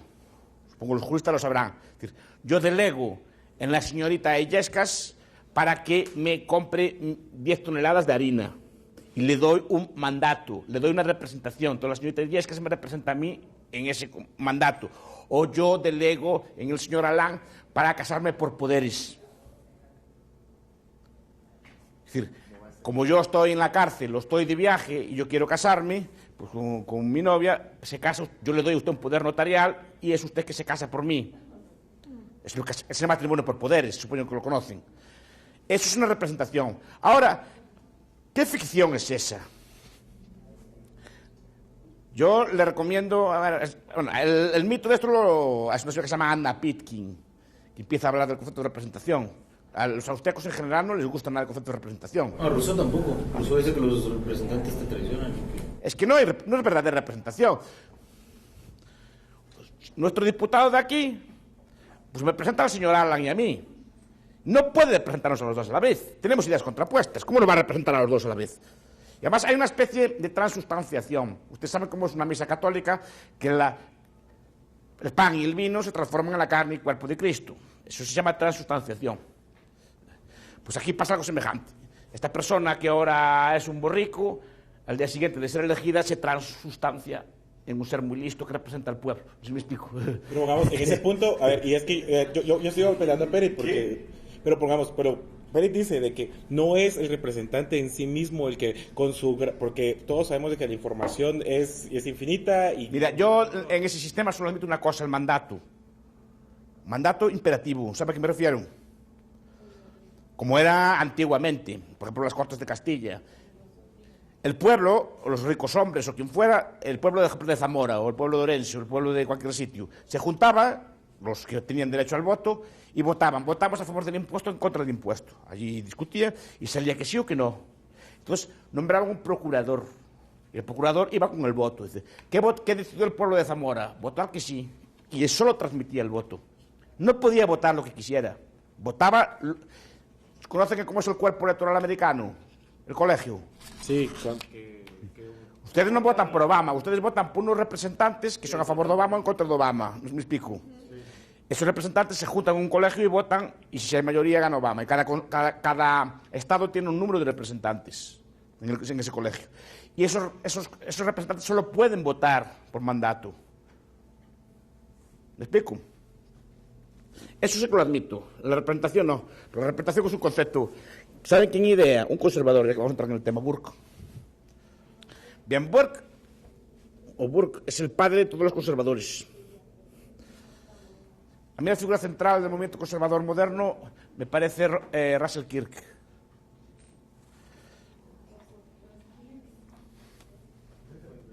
¿Conocen? ¿Qué leyeron de él? No, de Burke leyeron de la Revolución Francesa, ¿no? Ah, claro. No leyeron el ensayo sobre la selección natural, ¿verdad? No. El ensayo sobre la selección natural. El Burghoven. El Burghoven era ANCAP. Era anarquista. El Burghoven decía que el Estado son ladrones y bandidos. Lo pueden leer, pero eso no es el Burke que se enseña en las escuelas. Se enseña el Burke, tampoco es que se enseñe mucho. pero se enseña la reflexión sobre la Revolución Francesa. Pues Burke es el que en el discurso de los electores de Bristol instaura el concepto moderno de representación. O sea, que tenemos que ser gobernados por representantes, no por mandatarios. Bien, el conservadurismo, quedó claro más o menos mi postura respecto del republicanismo, ¿no? Toquemos unos puntos del pensamiento conservador. La figura central del conservadurismo moderno, para mí son varias, mire, a ver si las conocen. Bismarck es un político. La figura central del conservadurismo teórico, no de políticos, teórico, es Russell Kirk, con un libro que se llama La mentalidad conservadora. ¿Qué dice Kirk? ¿Cuáles son los rasgos del pensamiento conservador? Pues la figura es, 1, Kirk, 2, Robert Nisbet.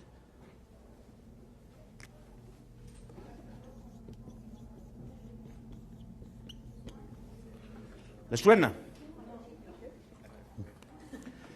Por ejemplo, 2 libros.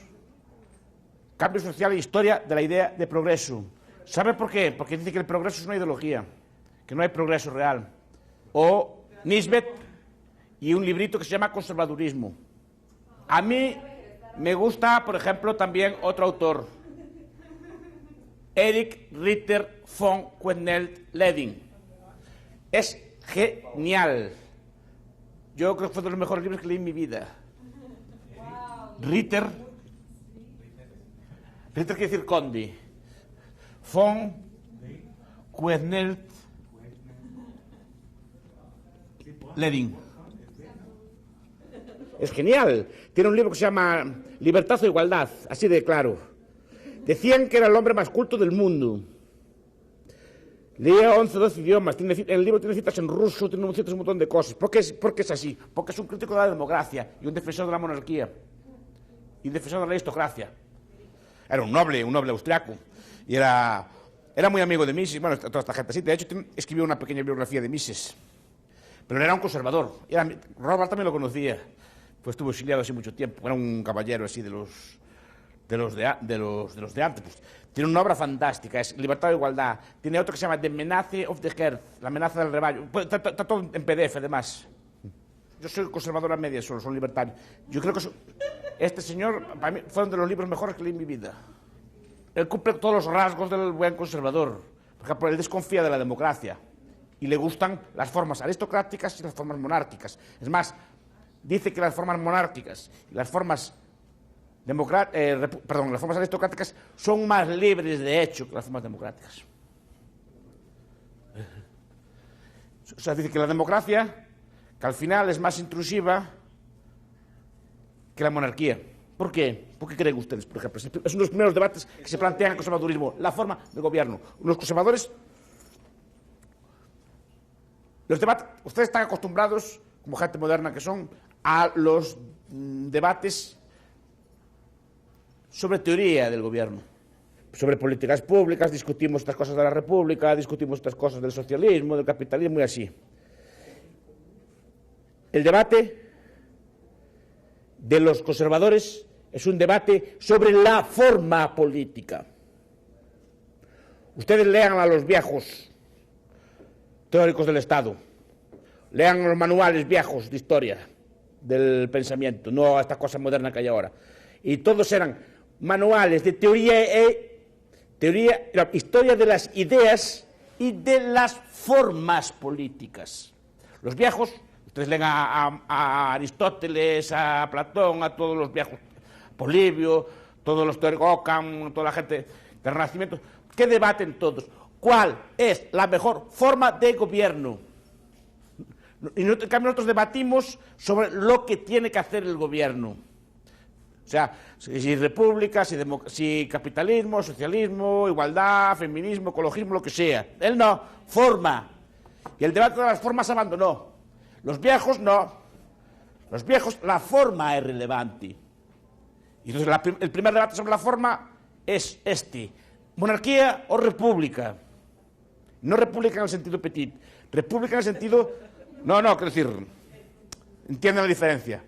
España es una monarquía, Guatemala es una república. O sea, España tiene un rey hereditario como cabeza del Estado, aquí la cabeza del Estado se vota. explico. Entonces, el primer debate es la forma. Y aquí tenemos viejos debates sobre la forma. Quentin Levin debate sobre la forma. ¿Y qué defiende? Y él es conservador. Y defiende, por lo tanto, las formas aristocráticas de gobierno y las formas monárquicas de gobierno. ¿Por qué? Como defiende, por ejemplo, en España, un viejo y olvidado teórico que se llama don Ángel López Amo. Los reyes no se educan en la escuela. Los reyes se educan con un señor mayor, este señor era catedrático de Derecho, por cierto, en mi universidad, y educaba, o sea, la forma de educación de un rey no es con escuela, exámenes, sino que tienen un señor mayor que les va dando lecturas y está con él todo el día. No sé cómo le llaman aquí en esta zona. Es un preceptor, un tutor, pero tu padre él solo. Y el tutor del rey era don Ángel, un viejo monarca, por ejemplo, la monarquía de la reforma social. Tiene un libro que se llama así. O, por ejemplo, recientemente Hans Hoppe, no sé si lo conocen. Monarquía, democracia y orden natural, que también defiende sobre presupuestos, aunque es libertario, usa conceptos conservadores para defender la monarquía. Como preferencia temporal. Por ejemplo, preferencia temporal, o un concepto que es básico. ¿Cuál es la diferencia entre una monarquía y una república? La monarquía, el aparato del Estado, es propiedad privada. O sea, las cárceles, ejércitos, carreteras, son propiedad privada de una persona o familia, que es la familia real. En una república, ese aparato es propiedad pública. Entonces, claro, obviamente Hoppe, como buen capitalista, prefiere la gestión privada a la gestión pública. Es mejor que el Estado sea privado a que sea público. ¿Por qué? Porque se le importa. O sea, por eso es de que el rey cuida de su estado, porque si no... Ahí está. Y porque quiere dejarle algo a sus hijos, porque es su Y patrimonio. porque hay otra cosa, porque tiene conciencia de clase. El rey es una persona, el Estado es una abstracción. Cuando pagamos impuestos a un rey, le pagamos a una persona concreta que la estamos viendo, con su yate, con sus queridas, con sus elefantes, como el rey de España, con sus queridas, con sus amantes. Pero aparte decimos, nosotros queremos pagar impuestos para mantener a ese rey con sus queridas yates y cosas por el estilo. ¿No? Porque vemos realmente que quien gasta el dinero es el rey. Que estamos dando el dinero al rey diciendo que queremos pagar los impuestos al rey, ¿no? Entonces, como dice Hoppe, ningún rey fue capaz jamás de tributar más del 10%. Me hablo de reyes absolutos, no de reyes modernos. Ningún rey fue capaz en la historia de reclutar más que un 10% de impuestos, porque la gente lo apedreaba. Como el emperador Carlos V, cuando fue a pedir, era el rey del mundo, fue a pedir un aumento de tributos y el pueblo de Compostela lo apedreó y lo echó de allí. Me explico. Que no le daba nada, no le daba la gana. En cambio, al ser abstracto, la gente a día de hoy incluso pide más impuestos. Y ahí está el truco. Entonces, mejor monarquía, mejor aristocracia. Yo escribí un ensayo una vez defendiendo la aristocracia como forma política. Los valores sociales de la democracia, de la aristocracia. Como la aristocracia era un freno al poder real, como la aristocracia tenía unas normas que se autoobligaban, como la aristocracia no podía hacer como quisiera, igual que el rey. Entonces, primer debate, por ejemplo, podría ser esto. Tenemos los viejos conservadores que debaten de esto, y debaten del viejo debate sobre libertad o igualdad. Wendell tiene una frase allí preciosa, citando a Voltaire. Y como decía Voltaire, prefiero ser devorado por un león o caer bajo las garras de un león que ser devorado por 1000 ratas, que son mis vecinos. Puestos a ser gobernado, prefiero ser gobernado por un león que gobernado por 1000 ratas. Decía así. De Voltaire decía él así, no es de... Entonces a Wendell le gustan citar frases así. Entonces, aquí tenemos un tema, por ejemplo, a discutir. La forma. ¿Cuál es la mejor forma? Entonces, vemos que el general conservador, aunque a día de hoy el conservador normalmente acepta la democracia, desconfía. Y la quiere moderada. Y la quiere en pocos ámbitos. Y la quiere moderada por la tradición. A ver, el conservadurismo es una filosofía que santifica el tiempo.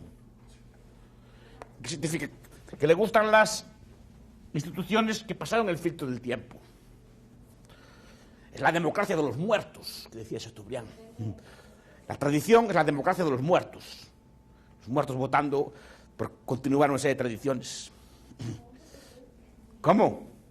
Depende de qué conservadurismo. Claro, pero en general el conservadurismo es ese, defender las ideas, defender el valor del tiempo, defender el valor de las instituciones tradicionales y buscar también formas de cambio social que sean lentas y tradicionales. Entonces, ¿qué valoran? Por ejemplo, ¿qué valora el conservador también? La religión. El conservador lo que busca es moderar el ritmo del cambio.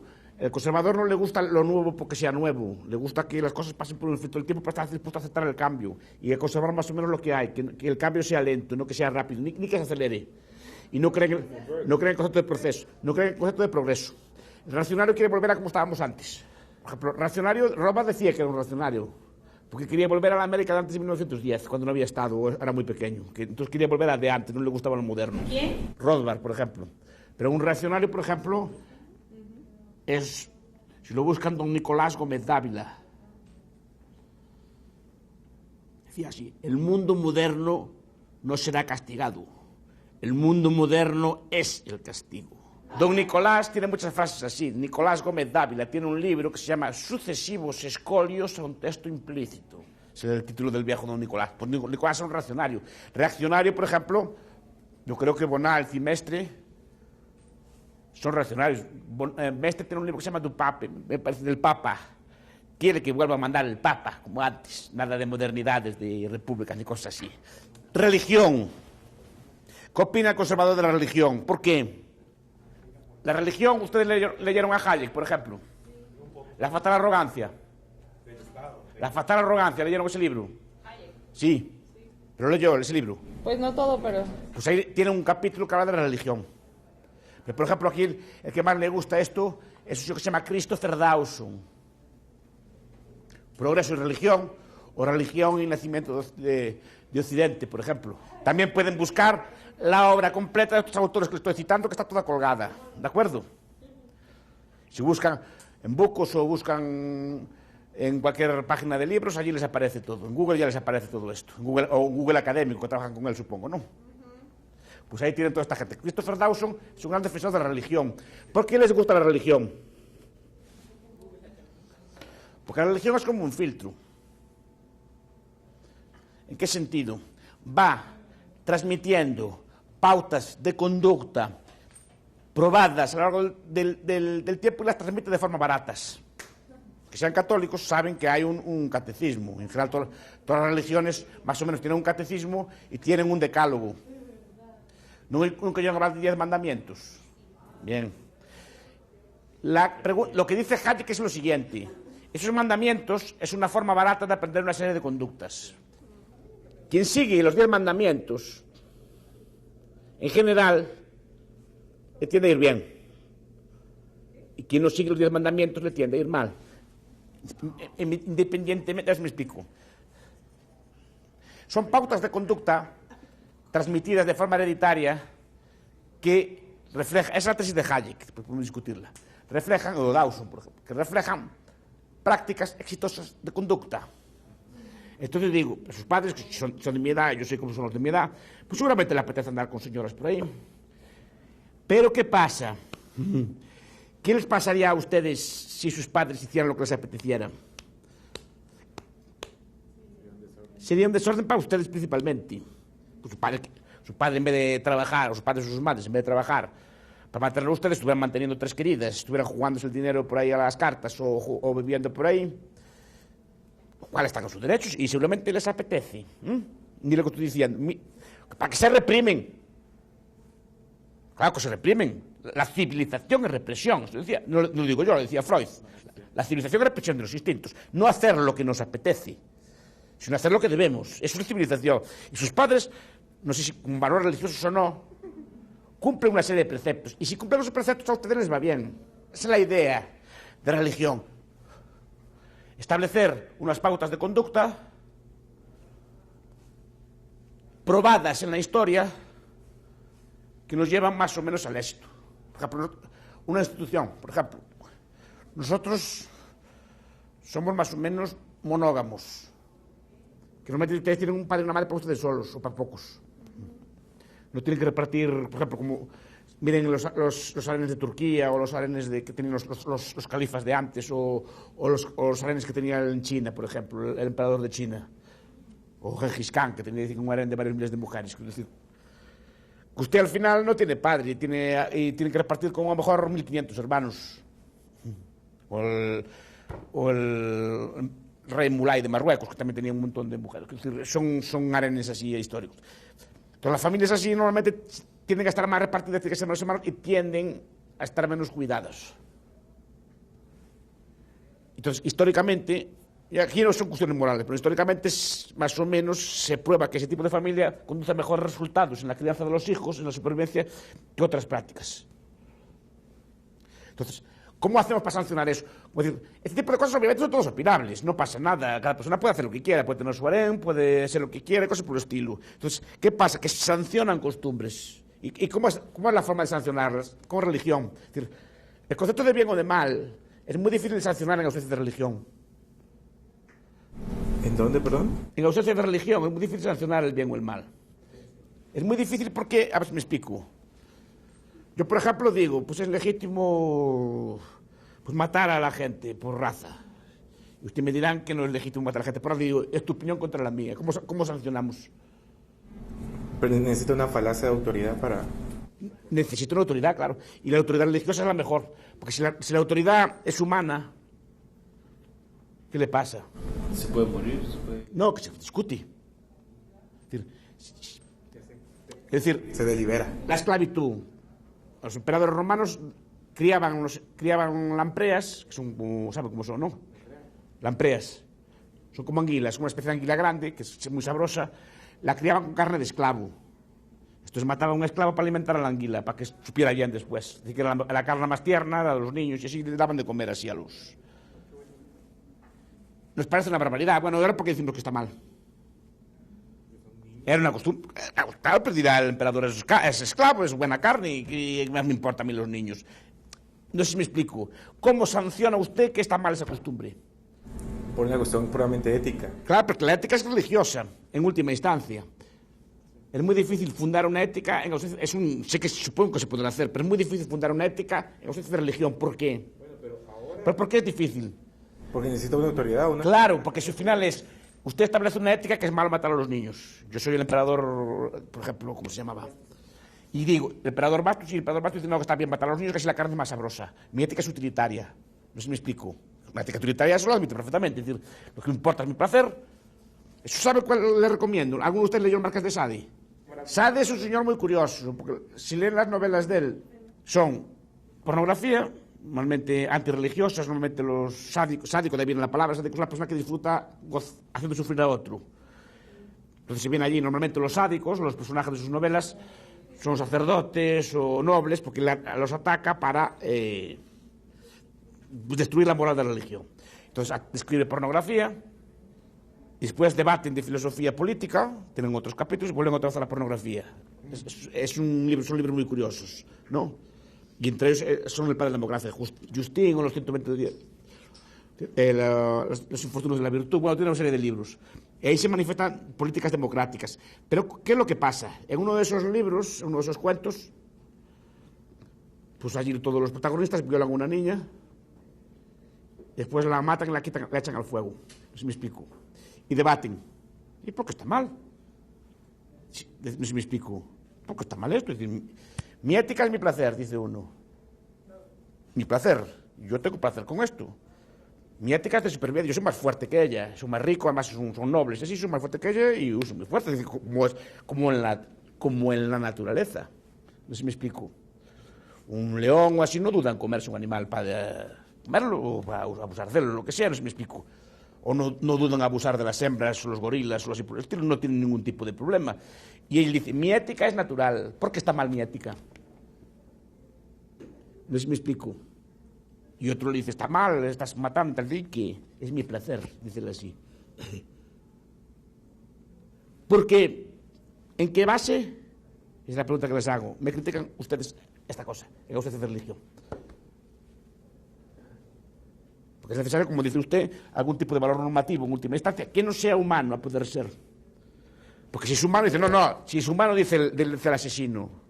Es mi ética contra la tuya, porque es mejor la tuya que la mía. ¿En qué lo basamos? Porque yo soy utilitario, además, esa ética que le acabo de decir del Marqués de Sade, de ese asesino era una ética muy común. El mundo hasta el cristianismo.